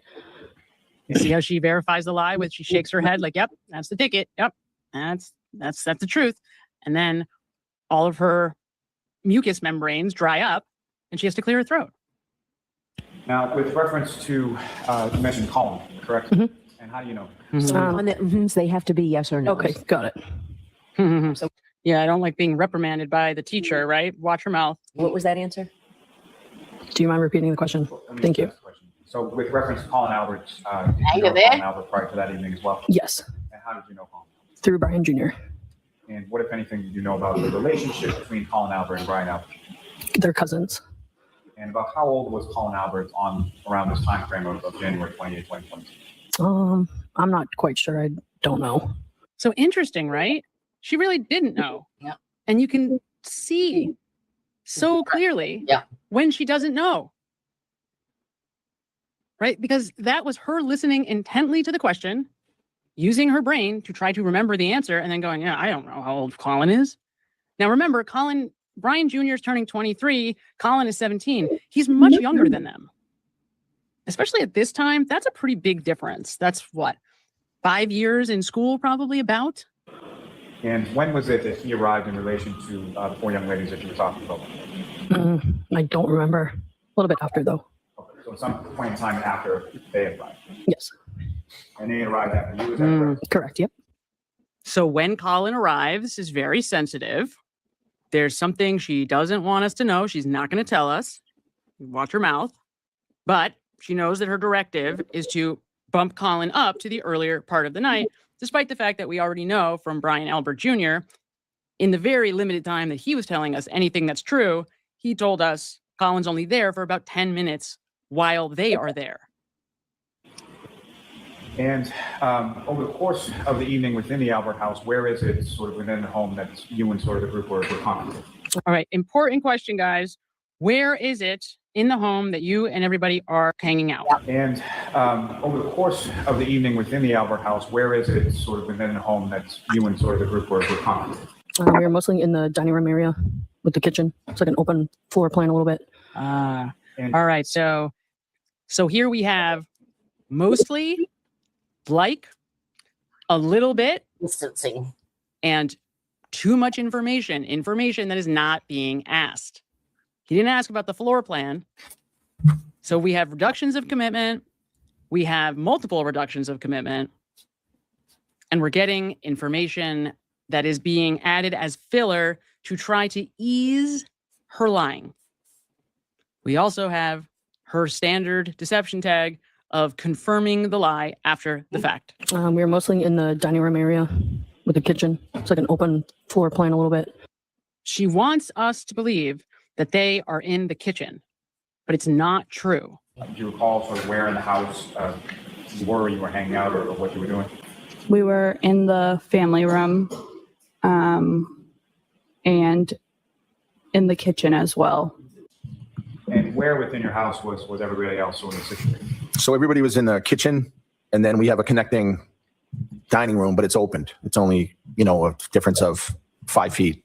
And then we have the family room den that's adjacent to the kitchen. He can't leave it at people are in the kitchen. He has to start telling us about the family room. Now, why, I ask you, mention the family room if everybody's in the kitchen? But they're all close proximity. Remember our earlier witnesses. They were asked a question and then they gave an answer. The question here, where's everybody hanging out? And listen to this answer. One more thing. We already know that so, beginning a sentence with the word so, is a deception tag for Brian Albert. I'm going to ask that you trust me on it, but we have already established it. It would take me too long to try to prove it to you here now, and we're already 2 hours in. And I know it sounds like I'm nitpicking, but boy, is this important testimony. Again, it is hard to lie. And you see all of these people evidencing the same patterns, using the same language, just and mostly reducing commitment all over the place, giving us a ton of extra information, actually, and so, and repeating pronouns and using the wrong tense. It's everywhere. It's all over these people's testimonies, up and down. And where within your house was everybody else sort of situated? So everybody was in the kitchen, and then we have a connecting dining room, but it's opened. It's only, a difference of 5 feet. And then we have the family room den that's adjacent to the kitchen, but they're all close proximity. So the kitchen and the dining room are sort of the same room, is that correct? Yes. And as far as what if anything is between the kitchen and dining room and the living room that you were talking about? So there's a wall, but there's a doorway. So there's really no barrier to go from the kitchen dining room into the family room. There's not really any significant barrier between the dining room and the family room. I mean, just this very significant wall, that takes up the whole length of the kitchen and the family I'm just room, writing that it's not down now. really that significant. So somebody standing in the family room and somebody standing. I've just written down, analyze the testimonies that have identical phrases and list the witness's name and locations. I shit you not. In the kitchen dining area, they can sort of see each other. Yes. Do you recall what specifically, or just generally speaking, what you were doing while you were hanging out and celebrating Brian Jr.'s birthday? We got some food ordered from Dini. Just hanging out, drinking. That was it. You saw the one-sided shoulder shrug. Mostly, that was it. So they did do that. Mostly that was it. And she's saying that was it. I don't want to tell you anything else about what we did. This is all I'm going to tell you about what happened that night. Do you recall any music playing or anything like that? Yes. And how was that sort of set up, or from what was it?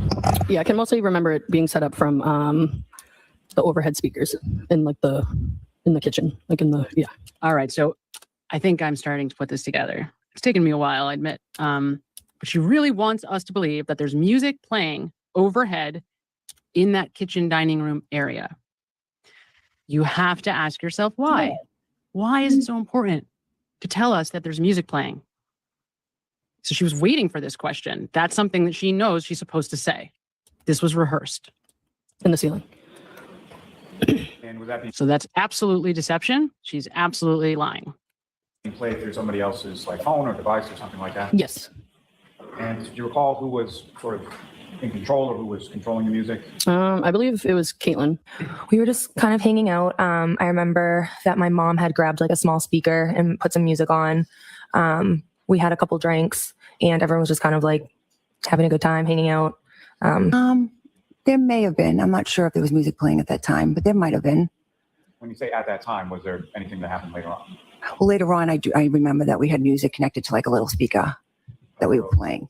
Yeah, but when I first walked in, I don't remember if they had music going or not. How would you describe sort of the mood or the demeanor of the group in the house when you got here? Everybody was hanging out. I know Julie was excited. We just showed up. Everybody was hanging out. I know Julie was excited. We just showed up. Good to see us. Brian, excited that we came by. Normal. Hanging out, talking, enjoying each other's company. I do recall my wife put on a foolish video that she wanted to show the kids at the table. Yeah, I think people were just sitting around, having drinks. Someone had a speaker and they were listening to music and just talking and hanging out. Good. Everybody was in a good mood. There was no Brian and Brian were talking. My sister was cleaning. I was talking with the kids. Just a normal night. And would that be So that's absolutely deception. She's absolutely lying. played through somebody else's phone or device or something like that? Yes. And do you recall who was sort of in control or who was controlling the music? I believe it was Caitlin Albert. So here she slips up. She's trying to tell us that there's music playing, right? There's music playing and they're just ordering food from D&E. So you see how she's not actually remembering back through the sequence of events the way that Adam Lally is trying to get her mind to. And if this is a real witness, that's what these lawyers are doing. They're walking them through step by step what happened at each stage of the night. She jumped, 2 hours, 3 hours ahead by bringing back in Caitlin, who's allegedly not there until 12:10. And because we actually do see her very much so on the waterfall video, we see Chris Albert giving her a hug goodbye as she walks out at the same time that Nicole, Brian, and Brian Higgins do. We know she's not back at this house until 12:10. So she's telling us that there's music playing in the, quote, dining room area where they're hanging out all night, and then slips up and tells us that Caitlin is the one playing it. Well, Caitlin's not there. So she's conflating these different experiences, which means she's misrepresenting reality, which means this is deceptive. And so prior to, at this point in time that you're talking about, sort of the initial was Caitlin there at that point? Yes, she was. Yep. So now she sees. He wasn't beat up, darling. those injuries to his face are not consistent with a beating. They are purely caused from the pressure in his brain and the head injury. Absolutely nothing to do at all whatsoever with a punch. Nothing. Up, I screwed up, right? And look at her. What is she doing? She's rubbing on her leg. Up, I messed up. Whoops. During the point in time when it was A yourself ripper here. and A ripper. Levinston, the other four young women that you were talking about, Colin Albert, was Ms. Caitlin Albert there at that point, if you recall? Not at that point, no. So that's what my question was. Okay. In relation to that time, who, if anyone, was Right. So Adam Lally covers for her. And after watching this, Adam Lally knows that they're all lying. There's absolutely no doubt in my mind that he knows they're all lying. He knows they're all hiding something. He absolutely knows. He's going to put his head down and do his little job and do humdy hum. Who cares? And he was ready to go back to round 2. He was ready the second that this ended to do it again. Okay. No, not at that time. I don't remember. Right. Now, So then with she respect- also knows because she's been coached. If you, could have been if an you, argument. if you get stuck, just say, I don't remember. And that's what she did. It could have been a push, maybe. How or would you a shove. describe sort of the mood and demeanor within? Yeah, everyone was having a good time. It was Brian's birthday, so we were there just to have fun. And you see one-sided shoulder shrug. You see her once again trying to validate her statement. So this is a deception tag, and this is deceptive. And at any point in time with this sort of initial group, did you see anybody go to any other area of the house beyond sort of the kitchen, dining room area? No. Now, at some point, did members of this sort of initial group, did they leave the house at some point over the course of the evening? Yes. And who left first? And as you Um, know, who left first and about what? Yeah, I'm not sure exactly who left at what point, but I know that Catherine Duty, Emily Fabiano, Mary Kent, and Courtney Alba left. I would say, and Colin left like before midnight. Oh, so you see Colin how left before- God, it's so obvious, right? Do you see it? I hope you see it. It is so obvious. It is so painfully obvious that she is manipulating when Colin was there. To me, I don't even know how these people, first of all, I don't know how they sleep at night, but I also don't know how they thought they were going to get away with this without us noticing. It's just absurd. Like, this is so blatant. Like, you see what she's doing? I really hope everybody sees this. I really hope, because it is so blatant. At the same time, or did they leave at sort of staggered portions? I would say staggered times. Yeah, I would say. With reference to Colin Albert, do you know about what time he left? I would probably say 11:30, 11:45. Yeah, probably. I'd probably say that.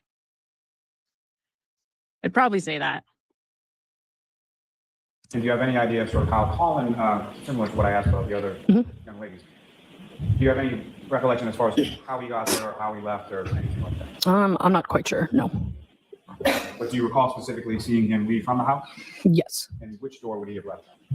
I'm not sure exactly what door, but I know. Do you recall seeing him leave the house? Yes. Which door did he exit? God, I have no idea, right? It's just so absurd. And then she knows she's lying, so she tries to cover by giving us extra information, which is what all of these liars do. And then her mucous membranes are completely drying out because she's lying her disgraceful face off. Someone did pick him up, but I'm not sure who did. So. Yep. And See, there so- she is with her deception tag, verifying her lie with a head nod. Yeah, that's it, Ticket. When it comes to the front door of Fairview Road, there's two doors in the front area of the house. Yes. And as far as with respect to either of those two doors, you don't remember him leaving from some other door to the house, correct? Correct. So if he left, or when he left, it would have been from one of those two front doors. Yes. Now, Adam Lally. What a scumbag. What other door, Adam Lally, would he have gone out, right? So if he had left, would it have been from one of those two doors? Like, what kind of a question is that? at some point, at least after Ms. Kent, Ms. Fabiano, Ms. Duty, and Ms. Alba left, did people that lived at the house or other people sort of come back to the house? Yes. And about what time was it? I'm not too sure, but I'd say a little after midnight. Here she is. She's verifying. So she's trying. The reason why that's deceptive is because she knows exactly what time it was, but she's trying to pretend like she doesn't know times, like everybody else. Don't hold me to this because I don't know anything about time. This thing I learned about in first grade. I don't know anything about now as an adult woman. So that's why that was deceptive. She does know what time it was. Who were the first people sort of to arrive in this, we'll call them sort of the second group? I don't remember who came, like who was first, who was second, like that. Wow. So that was very, very, very sensitive, and she's lying. So she does remember who came in first and knows exactly what the order was, but she doesn't want to tell us because she's about to give us whatever the rehearsed BS line she's supposed to is. But I know who came, but I don't know what order. And who were the people that came? Yeah, so it was Nicole Albert, Brian Albert, Brian Jr.'s parents, Matt McCabe, Jennifer McCabe, Brian Higgins, and that's it. And Caitlin Albert, sorry. All right, so Brian Higgins was the important person there, for whatever that's worth. And so when they came back, as far as the other four young women that you were talking about, they had already left, is that correct? Yes. And Colin Albert, was he still there when those people came back? He left as well. Now remember, according to every other witness, Colin Albert is there when the group coming back from the waterfall gets there. Everybody agrees, or at least has agreed, to say that much, but not Julie, because again, she didn't get the Colin memo, apparently. And so Brian Albert Sr. and Nicole Albert, those Brian Albert Jr.'s parents? Correct, yes. You were familiar with them, obviously, prior to January 28th? Yes. And you mentioned Jennifer and Matthew McCabe. And you'll know when she answers a regular question honestly, she's not verifying her answers. No head nod. No, yep, that's the ticket. Correct? Yes. And were you familiar with them prior to January 20th? Yes. And with respect to Brian Higgins, is that someone that you knew prior to January 20th? I did not know. You met the first time that night at the Fairview? Correct, yes. And when they came into the house, this sort of second group, where was it that they went and sort of congregated around the house? Yeah, we all were still in the same room in the family area. The floor plan, which was the kitchen and the dining room area. All right, so there it is. Thank you, Julie. God, I don't know how I missed this. I don't know if I did miss this. I just didn't put it in context. I just, sometimes it takes me a while because you guys, to be fair, there is an incredible amount of evidence in this case. I don't even know how to describe it. This case is a once in a lifetime, maybe in many lifetimes case, because there is a ton of evidence. I'm convinced that I could have a team of people working under me around the clock, focusing only on this case and still not get to it all. And that's why the defense was so limited in their presentation of evidence, because it's endless. Just this testimony. So I'm going to play it again because this is for all the money, you guys. This is for the big money right here. This is something we all missed, and it is absolutely critical. I finally got the answer to the question that I've been trying to ask for frickin' a year. I finally know the answer, and it's because of this monster human being. Sorry, I'm trying not to be mean, who has inserted herself in the middle of this, decide to die on the hill with the Albert family, who she is 100% embedded to and with. Let's hear it again. And when they came into the house, this sort of second group, where was it that they went and sort of congregated around the house? Yeah, we all were still in the same room in the family area. The floor plan, which was the kitchen and the dining room area. So we were still all hanging in the same area, the family room. Then she catches it and tries to figure out horribly on the fly. And let me also point this out before I continue. You remember when Karina Kolakithis made a mistake on the stand? She started to say CF McCarthy's, and then she corrected herself. She said, "I'm sorry, I'm nervous, the waterfall." So that's when I went to CF. I'm sorry, I went to the waterfall. Sorry, a little nervous. But not Julie Nagel. Julie Nagel can't do that. And why can't she do that? Because this is textbook consciousness of guilt. This is deception. This is fabrication. This was leakage. She just told us they were in the family room. Now, I ask you all, and if you are somebody who's followed this case closely, listen up. This is huge. It's huge. It's absolutely huge, because all of us believed these piece of garbage human beings when they told us that they were in that kitchen, dining room area. And you know why I believe them? Because as a kid, when I did a lot of partying in my younger years, that's where we would always be, in the kitchen, right? In the kitchen area. Why? I don't know. But we used to laugh and joke. Why is everybody hanging out in the kitchen? Well, that's not where they were hanging out. So why, I ask you, are they moving the party into the dining room? Why would they move everybody into the dining room? There is only one reason to move the party from the family room into the dining room. And I saw him reach the breezeway door, which is the side front door. And he opened the door and went to walk in. Yeah, we all were still in the same room in the family area. The floor plan, which is the kitchen and the dining room area. Yeah. At any point in time, but let me ask you this, they come sometime shortly around or after midnight, is that fair to say? Yes. About how long after they arrived, or about what time was it that you left the house for the evening? Look, I'm just an innocent snowflake, and I'm just being I'm not lying. I'm not lying. Look, pretending to listen intently, like she doesn't know that she just made a colossal mistake. A colossal mistake. Tilt her head because now she's all of a sudden I'm just an innocent little girl. I'm sorry, could you repeat the question? Yep. And she can't focus on what he's saying because she's still focused on. You all hear what she said? Go back.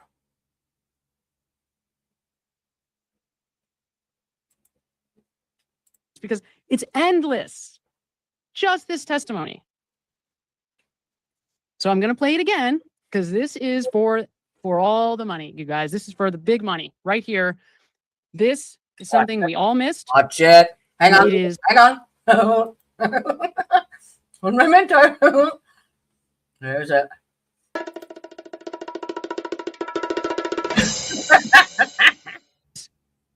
Absolutely critical.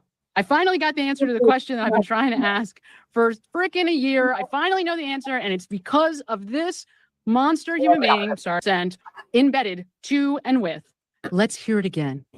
And when they came into the house, this sort of second group, where was it that they went and sort of congregated around the house? Yeah, we all were still in the same room in the family area.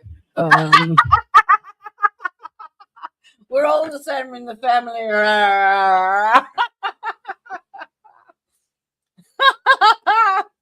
Go again. We're all in the. And when they came into the house, this sort of second group, where was it that they went and sort of congregated around the house? Yeah, we all were still in the same room in the family area. We're all still in the same room in the family room. Or the family. The floor plan, which is the kitchen and the dining room area. Tries to cover it. So we were still all hanging in the same area, the family room. Then she catches it. Yeah, but this confirms to her, like, that he was in the house, because watching the other video before, she can show that there is a possibility that he got in there without anyone seeing him at all. And tries to figure out horribly on the fly. And let me also point this out before I continue. You remember when Karina Kolakithis made a mistake on the stand? She started to say CF McCarthy's, and then she corrected herself. She said, "I'm sorry, I'm nervous. The waterfall." So that's when I went to CF. Begins. All of them see John O'Keefe walk into that house, through the side door, into that family room. Thank you very much, Julie Nagel. But there's more, everybody. There's more. You ready? You ready for this? At some point, you went home that night? Yes. What time was it? I would say, give or take, like 1:45. And so between the time that they came back to the house around 12:15 or so, between that and 1:45, how would you describe sort of the mood and the demeanor in the house at that time? It was still all the same. Everyone was having fun, hanging out. Music still playing, people drinking, having a good time? Yes. And over the course of this time, as far as the group that you talked about was in the kitchen and dining room area, did you see any of those people go anywhere else? I mean, to the bathroom, but I know at one point, Mr. Albert, Brian's Jr.'s dad, took upstairs to let the dog out back. But he just opened the back door and watched him from the door and brought him right back upstairs. So, yeah, that's all that happened, guys. Yeah, that's all that happened. Yep. So now what do we know? Thanks to Julie Nagel, we now know this is not all that happened. Suddenly, I'm starting to have a newfound love for this woman. Thank you, Julie. Thank you. You have just solved a mystery that has been in my heart and mind for a very long time. I feel like I should give you a big kiss, dear. That was the only time he like went upstairs, but Yeah, that was it. But that's all. Just that was it. Look at that. And as far as Are you seeing this? Are you seeing this? Do you see this? What is going on? She just gave the whole thing away. If you are the feds, if anybody in law enforcement, you want to lean on somebody, my God, bring this woman into an interrogation room and read her the riot act, threaten to put her in prison for the rest of her life for conspiracy to cover up the murder of a police officer. And I bet you get something from her. kitchen dining room area, recall sort of how people were situated around that area during the time the second group was there? Yeah, we were all sitting in like the kitchen table. It's like a square table, so we're all just hanging out around there. Yeah. Some at like the island in the kitchen. It's not this. Mostly This all is just there just together. absolutely not true. There it is. Not true. They are not in the island. They are not in the kitchen area. They are in the family room when John O'Keefe walks in the room. I'm not quite sure. And when he arrived, did he come into the house or did he reach out to you in any way to let him know? He just texted. Oh, sorry. No, I'm sorry. Did he reach out to you at any point to let you know that he was there? Yes, he did text me saying that he was outside. And upon receiving that text, where did you go? I went out through the front door. Now, before you went out through the front door, what, if any, conversation, well, let me strike that as far as conversation, but who, if anyone, did you speak to about the fact that your brother was outside the house? Yeah, I just mentioned saying my brother's outside. I do remember someone or a few, I want to hear the answer first. just a few people saying, "Oh, just have your brother come in." So I went outside, and it was my brother in the passenger seat, his friend Ricky, and then his ex-girlfriend Heather. I asked them if they wanted to come in. They said no. I'm going to let that stand. But next question. So you go outside to where your brother is, right? Yes, And you recall which of the two front doors you used to go outside? I used the front door. Front door is the one with the brick steps, is that correct? Correct. Yes. You come down the brick steps, go down the walkway. Do you recall how you came down to where your brother was? I walked down the steps through the little path, and then down the driveway. And they were parked right in front of the driveway. So they were parked right at the end of the driveway? Yes. And what kind of vehicle was this that you came up? It was Ricky's pickup truck, of Ford F-150. Where is that in relation to the pickup truck that Ricky's got? Well, it was like the SUV wasn't there when my brother was there. It was like before. Like when I was inside, I noticed it. That's different. Okay, so let's Yeah. put these pieces together. What have we learned? We learned definitively this group is not hanging out in the kitchen. That when everybody comes back from the waterfall, they are indeed in the family room. And the question that then leads us to is, why lie about that? Who cares about whether you're in the family room or the kitchen or the dining room? Well, unless when Karen Reed tells us that she watched John go to the breezeway door and break the plane, actually open it and go inside. She does have a distinct memory of that. And then, maybe even seconds after that, Julie Nagel walks out that same door and goes and greets her brother. And because Julie sees John, she assumes all the while from that point on, any conversation that she has with Brian Albert Jr. or the family or the McCabe's or whoever that she's rehearsing with, she believes her brother arrives after John because she's probably wasted, right? And she didn't look at the car that was in front of the house at that moment because she didn't care. She was there just to go talk to her brother to say, I'm staying. But because she had seen John before she stepped out, she didn't know the car was in front of her brother. She didn't know that Ricky D'Antano's truck was behind Karen Reed's SUV. That's not what she was looking at. So this whole time, she assumed, had no idea what her brother saw, had no idea what Heather Maxson saw. And I wouldn't be surprised, honestly, if Ryan Nagel isn't in the know. Julie may not have even told her family because this is so serious. So serious. And my guess is they just want this to go away. Julie wants to go away. Sarah wants to go away. They don't ever want to think about this again. This is far and away the worst thing that has ever happened to these people. It also explains why it is that Jen McCabe just a day or two later would want to know when the text message from Julie's brother about him being outside, the one that's like, here, come outside, time to go. It also makes sense why Jen would want that, because she knows That's the timeline. that's the exact time when John walks into the house. Whatever time Julie walks out of that house, John O'Keefe has walked in seconds before. So that text message is critical. It's critical for Jen McCabe as she's starting to try to put all the pieces together, and they have to build their story.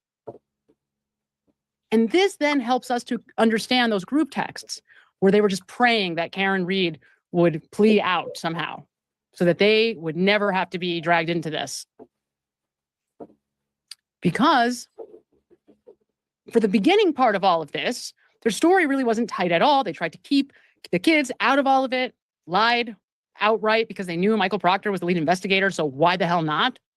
But then it became clear that Karen was going to fight, and the state made a terrible mistake when they upcharged Karen Read. Talk about hubris, these people. My God, they were so dumb, just incredibly dumb. It's just the stupidity at the highest level. If they had just charged her with like a simple DUI manslaughter case, probably none of this happens. But instead, they had to try to get her for second-degree murder, intentional homicide in the heat of the moment. It's just so absurd. And, you know, one thing that loophole lawyer loves to talk about is confirmation bias. And the problem with confirmation bias, there has never been a more clear-cut case of confirmation bias than the state of Massachusetts versus Karen Read. Because these guys, they believed, or they wanted to believe, that Karen Read was guilty so desperately that they were willing to take any piece of evidence they had and try to fit it like a round peg in a square hole and just keep pounding away until they got close enough to make a case to a jury. And the crazy and sad and terrible part is that, well, I guess if you stack all of the cards against the defendant, because you've got the judge, all of the witnesses colluding behind your back, you've got the prosecutor's office, all these people, the Massachusetts State Police, the Boston Police, the local police, operating as one unit to try to make sure that this one person goes to jail. Doesn't matter what the evidence shows, almost. It almost doesn't matter, except that the story they're telling is so egregious, is so absurd, is so ridiculous, doesn't fit at all because John O'Keefe didn't have a bruise on his body, that in the end, even stacking the deck didn't matter. Because it's just, you can't get past it. It's just, she didn't do it. There's just... But then that leaves all of these people with a really uncomfortable question. And the poor O'Keefe family, these poor freaking people. If there's one group of folks that I would never want to trade places with in a million lifetimes, it's Ms. O'Keefe and that family, those kids, John's niece and nephew. These freaking kids, these freaking people have been, in a scary way, in a way that is only, the only word for it is terrifying, have been completely manipulated by Jennifer McCabe, Brian Albert's little minion, who he let loose onto the town, onto the community, to try to ensure that those that are the closest to John O'Keefe are on their side. Maybe the smartest decision that they made, because as long as the family supports the prosecution, supports the fact that Karen did this, then they don't ever have to try it again. They don't ever have to have a real investigation. They can just let this go and hope it goes away. Hope that the community just forgets about it. Look, guys, I am not a mathematician. I'm not a software engineer. I'm not a cell phone or data expert of any kind. My area of expertise is studying the human condition, is how people think, how people behave, how people experience reality. And what I can tell you, this comes from my heart and soul, and I believe it with every fiber of my being. These people know exactly what happened to John O'Keefe, and some group within that house is directly responsible for his death. You'll also note that one of the places that Julie Nagel struggles most in her testimony is where she's talking about Brian Albert Sr. taking the dog out. She loses it. Yeah, that's all. That's it. That's all that happened. Yep, that's all. Which is one of those moments that definitively tells us that's not all. And so you look at all the questions that over the course of these 3 hours, I started to put together. And there's one very clear way to explain them all. John O'Keefe walks into that house. These people see it, and something goes down very quickly. I know that my partner on Monday, Loophole Lawyer, does not want to believe that Colin Albert is in that house, and I know lots of people don't. And believe me, if I could look you in the eye and tell you with any level of certainty that Colin is not in that house, I would. But he is. And as much as I want to clear Colin Albert because he's a child, and because I don't want to see some kid's life be ruined,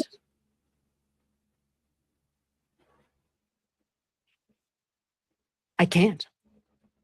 I actually want to rule Colin out, and I can't do it because all of the evidence based on the statements of these witnesses leads me to believe otherwise.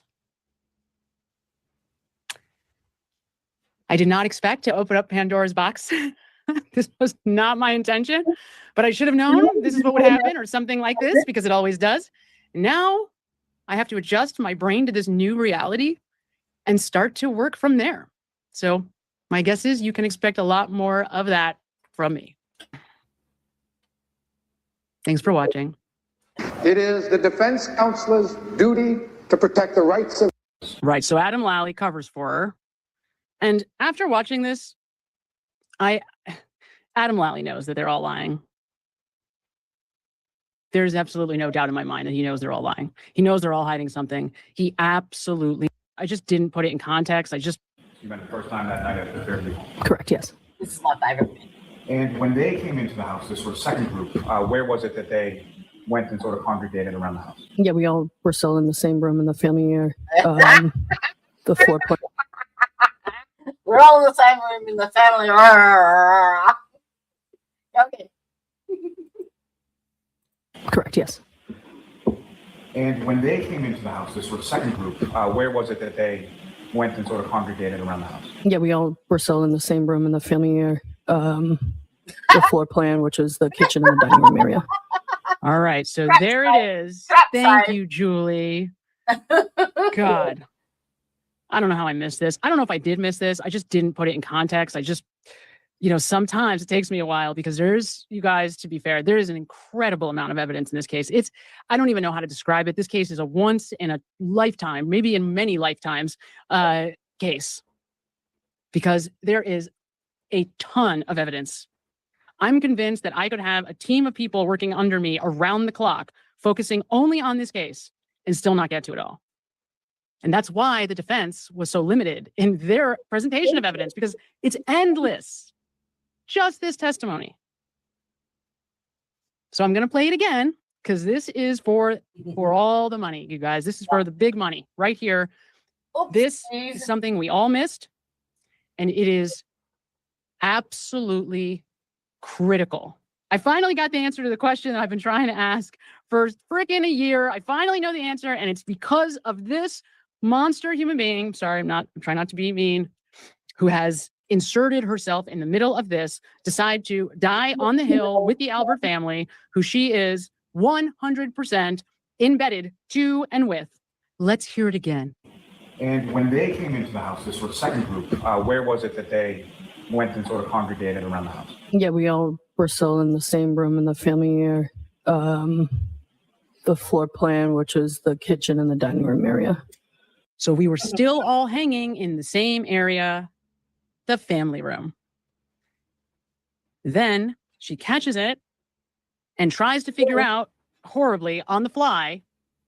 And let me also point this out before I continue. You remember when Karina Kolakithis made a mistake on the stand? She started to say CF McCarthy's, and then she corrected herself. She said, "I'm sorry, I'm nervous, the waterfall." So that's when I went to CF. I went to the waterfall. Sorry, a little nervous.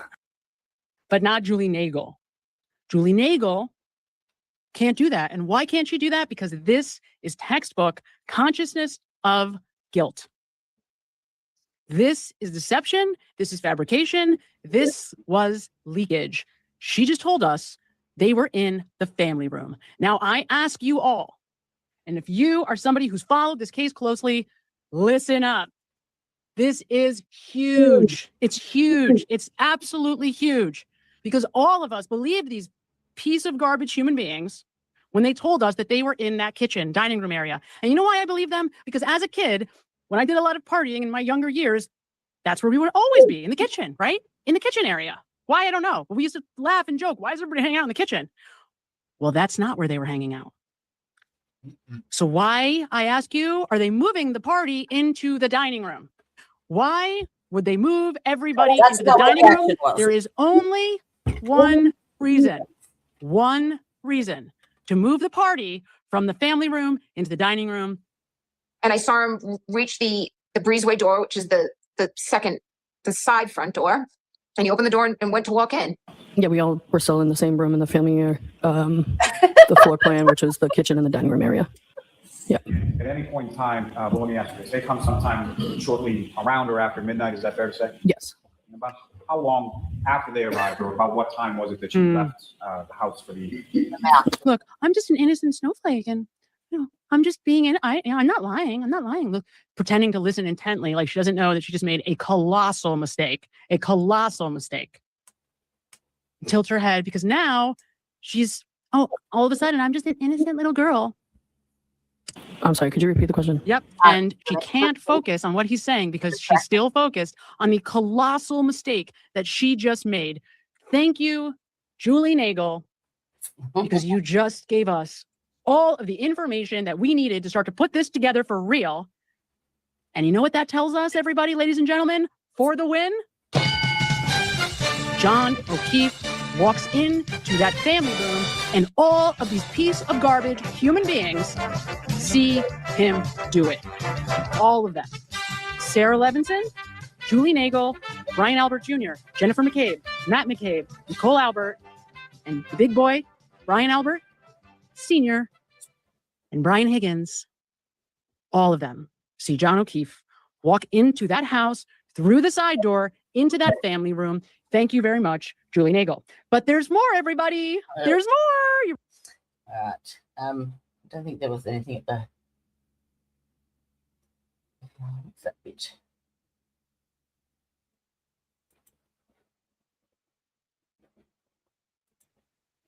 Now, what could that possibly be? Speaks to her brother. Now, there's only one way that Ms. Julie Nagel could possibly believe wholeheartedly that that Lexus is there before she talks to her brother. Because clearly she doesn't see the car when she goes out to speak to them because she's not paying attention to it. Now, what could that possibly be? So when John got out of the car, he took my full vodka soda, which is sitting in the cup holder. And I saw him reach the breezeway door, which is the side front door.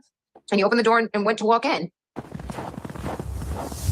This is the arrival of John O'Keefe's phone at 34 Fairview, correct? At the end of it says, show the device moving west from the roadside towards the house. That's what you wrote, correct? Correct. The next says, from the combination of device location and bearing, it does appear that the device started to move towards the house. The first part is, again, a statement that the device has started to move toward the house. This location data is immediately followed by 12 minutes of low accuracy records, which offer no reliable location information. The reason for such low accuracy location data at this time is not known, as there are many possible reasons why the accuracy was reduced. There's a little grammar issue there.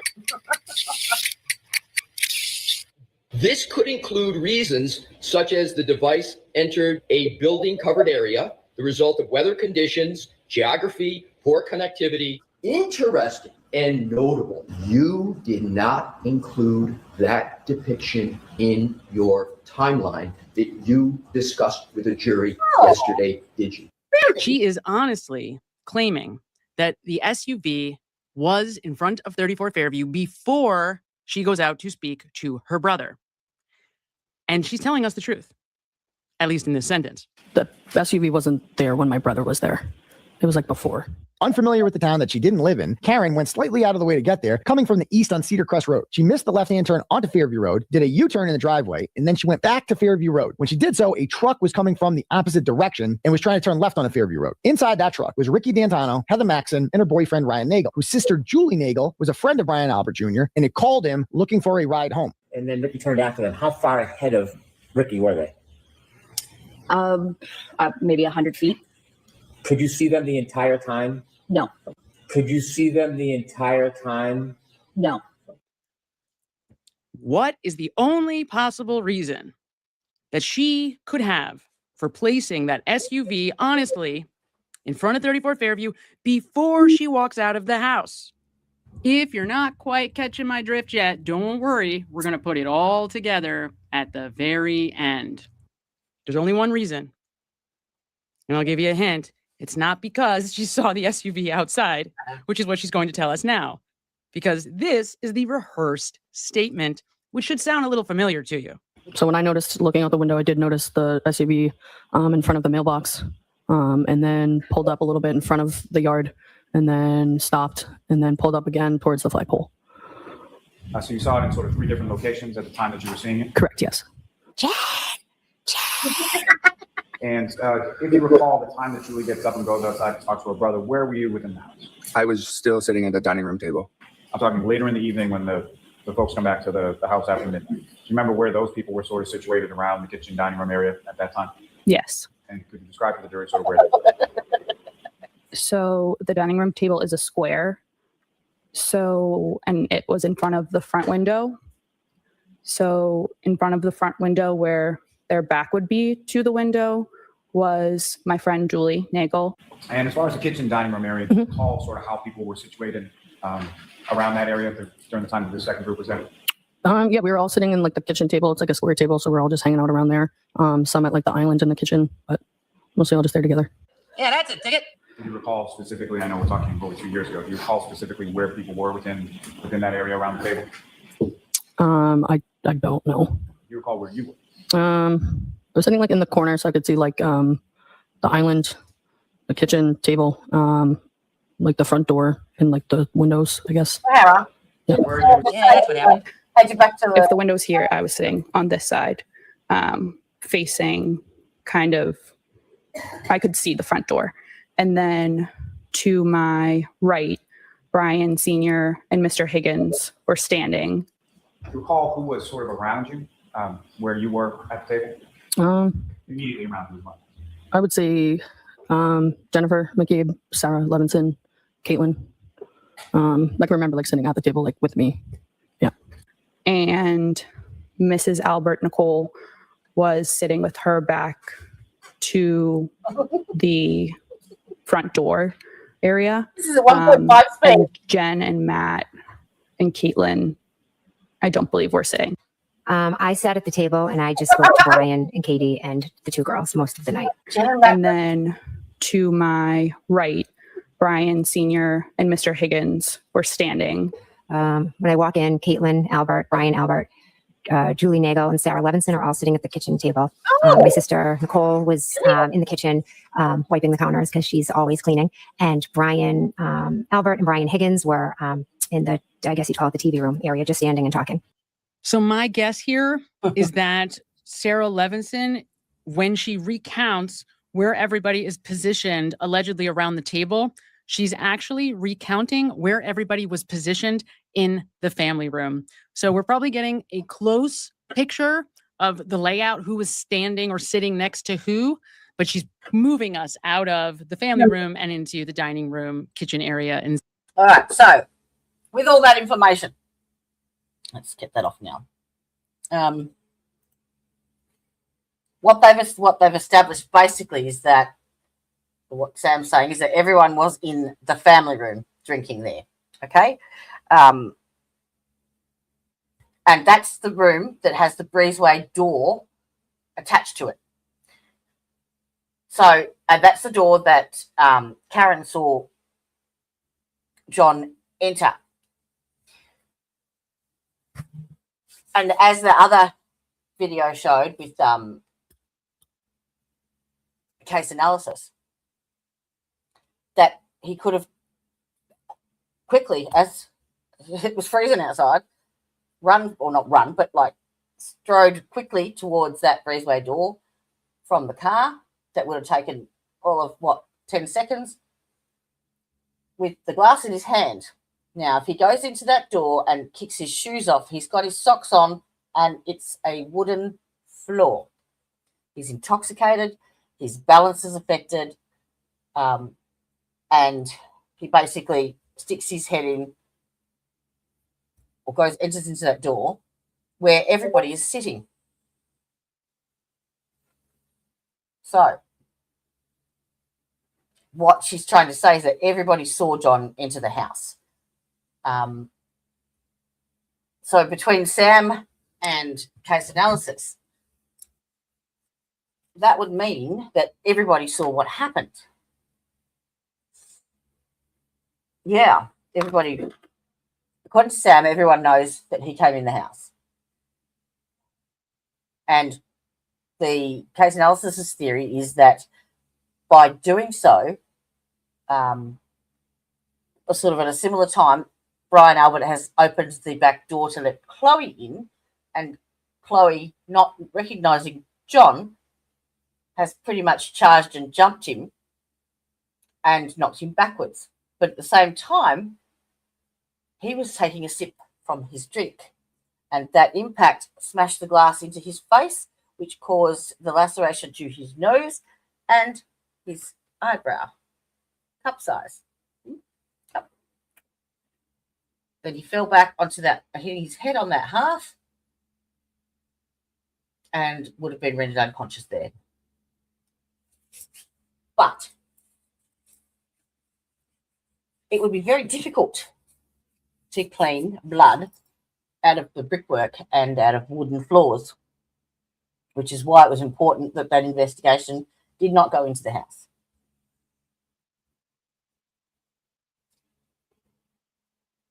I wonder if that would still show up now. Surely it would. How long does that stay? I mean, no doubt we've been told that Nicole is the furious cleaner, so who knows how many times bleach has been over there. But the concept of him entering the house with Julie not seeing him because she's coming out the front door and him coming in the breezeway, and the fact that Ryan Nagel and Heather Maxim did not see him leave the car because they were a fair bit back. It was just enough time for him to get in and get, yes, they did rip out the basement, yes. I'm tipping that that's where they took him. The lady on case analysis suggested that he was propped up outside behind the gate, but I don't believe so. The temperature on his mobile doesn't drop quickly enough to be exposed to the elements at that time. It drops after the 3:30 mark. I dare you to do a test, okay? Here's my challenge for you. Just for shits and gigs. Go in and find all of the information on, or put in all of the information on John into ChatGPT. You want to put, don't put any times, just say, okay, head injury, what type of clothing he was wearing, what his blood alcohol concentration was, what his vitreous, the blood alcohol content levels in his vitreous liquid in his eyes, because that's important. That changes, that tells you when he stopped drinking, basically, before he died. His body temperature when he was found. The position that he was in. So he was laying on his back. his weight, his height, everything that you can think of. Type it into ChatGPT and ask them what his time of death was, or what was the cause of death, and it pretty much repeated Irene Scotty Bellows' medical examination. 100%. Oh, the database. I've tried it twice now. I've asked it. I think I've asked the question the wrong way because it picked up all the as far as repetitive phrases goes, it picked up all the times people said no. I don't remember.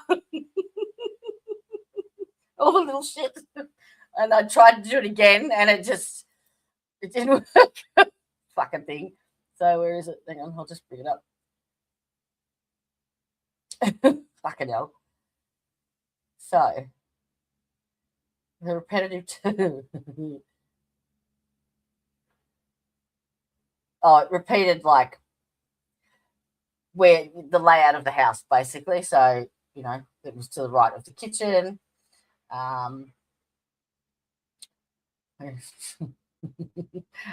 many not that I remember was repeated. No was repeated. I did not see anybody repeated. It was correct. That is correct. Was repeated. Just it picked up all the wrong shit. No, I personally did not. Yeah. Wrong answers. Sorry. What else did it pick up? Everybody was hanging out, normal, no tension. Everybody was happy. General mood was good.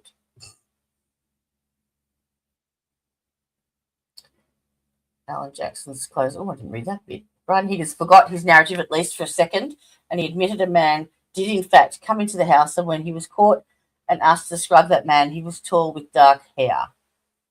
Where did Brian Higgins say that he saw that dark figure?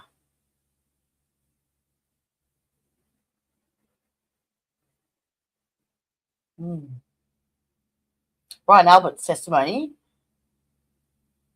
I was watching Chloe downstairs, monitoring her because of the other people in the house. She's not good with strangers. And his first testimony said that he went upstairs with Higgins to look at the photos, and the second one, it was downstairs in the living room or the den. So that was the expressions they picked up. Sorry, not that I remember. That's correct. The bullshit stuff. I'd have to word it a bit better when I ask the question. Unfortunately. So that was a nothing burger. So if you want to go and have a look at the full, I recommend going to Sam's I Don't Belong Here. She did the three-part series on this. And that was just the last half of the end one. So it's better if you watch the introduction to it and how she came to that conclusion and the lead up to it and all the testimonies and which drove her to that point. But then you combine that with the lady that did the case analysis, and a lot of the components fit together. Oh, Teresia, stop that. You've been watching the cat seat in the back here, haven't you? You know why that's there? Because I shit you not, the second that I was due to go live, Felix had a conniption. And so I fed him while the intro was running. You gotta stop that. Stop it. You're far too generous. Thank you. Out to the person that just gave us a super chat. This community is just the best. Love you all the different. Refill the kitty bowl. I would ask your AI to play Mary Fuck Kill with Jen McCabe. What? Is that an actual song?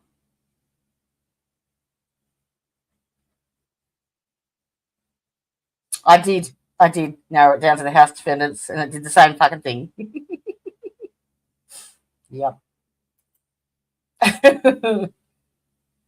I will word it better. Is that actually a song, or I've never heard of it? There is some funny songs out there, though. Very funny songs out there. What was the name of the channel that put up Fuck You, Hank?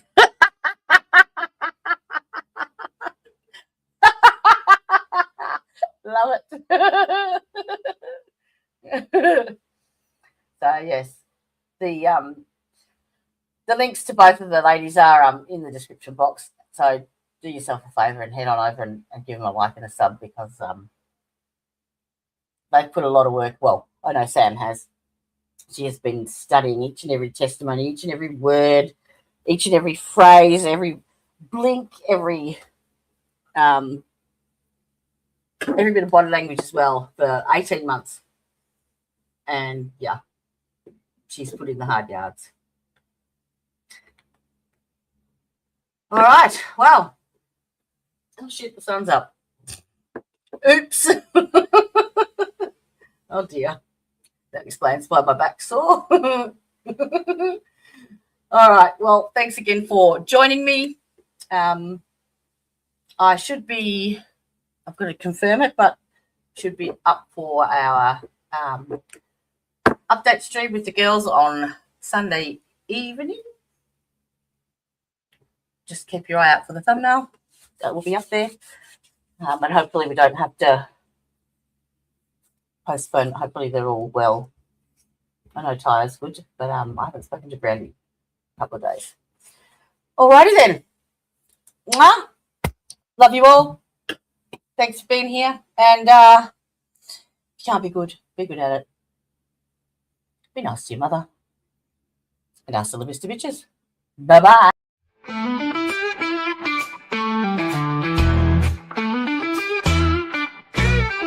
Hey there, thanks for stopping in. We hope you will join us again. We all look forward to next time.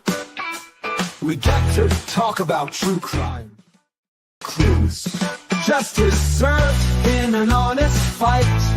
True crime tales till the verdict's right. Solving more than just trivial quests, where sentences rule and the defense rests. Our true crime family is great. All types of topics we debate. Smash that like and ring that bell. Hit subscribe, you might as well.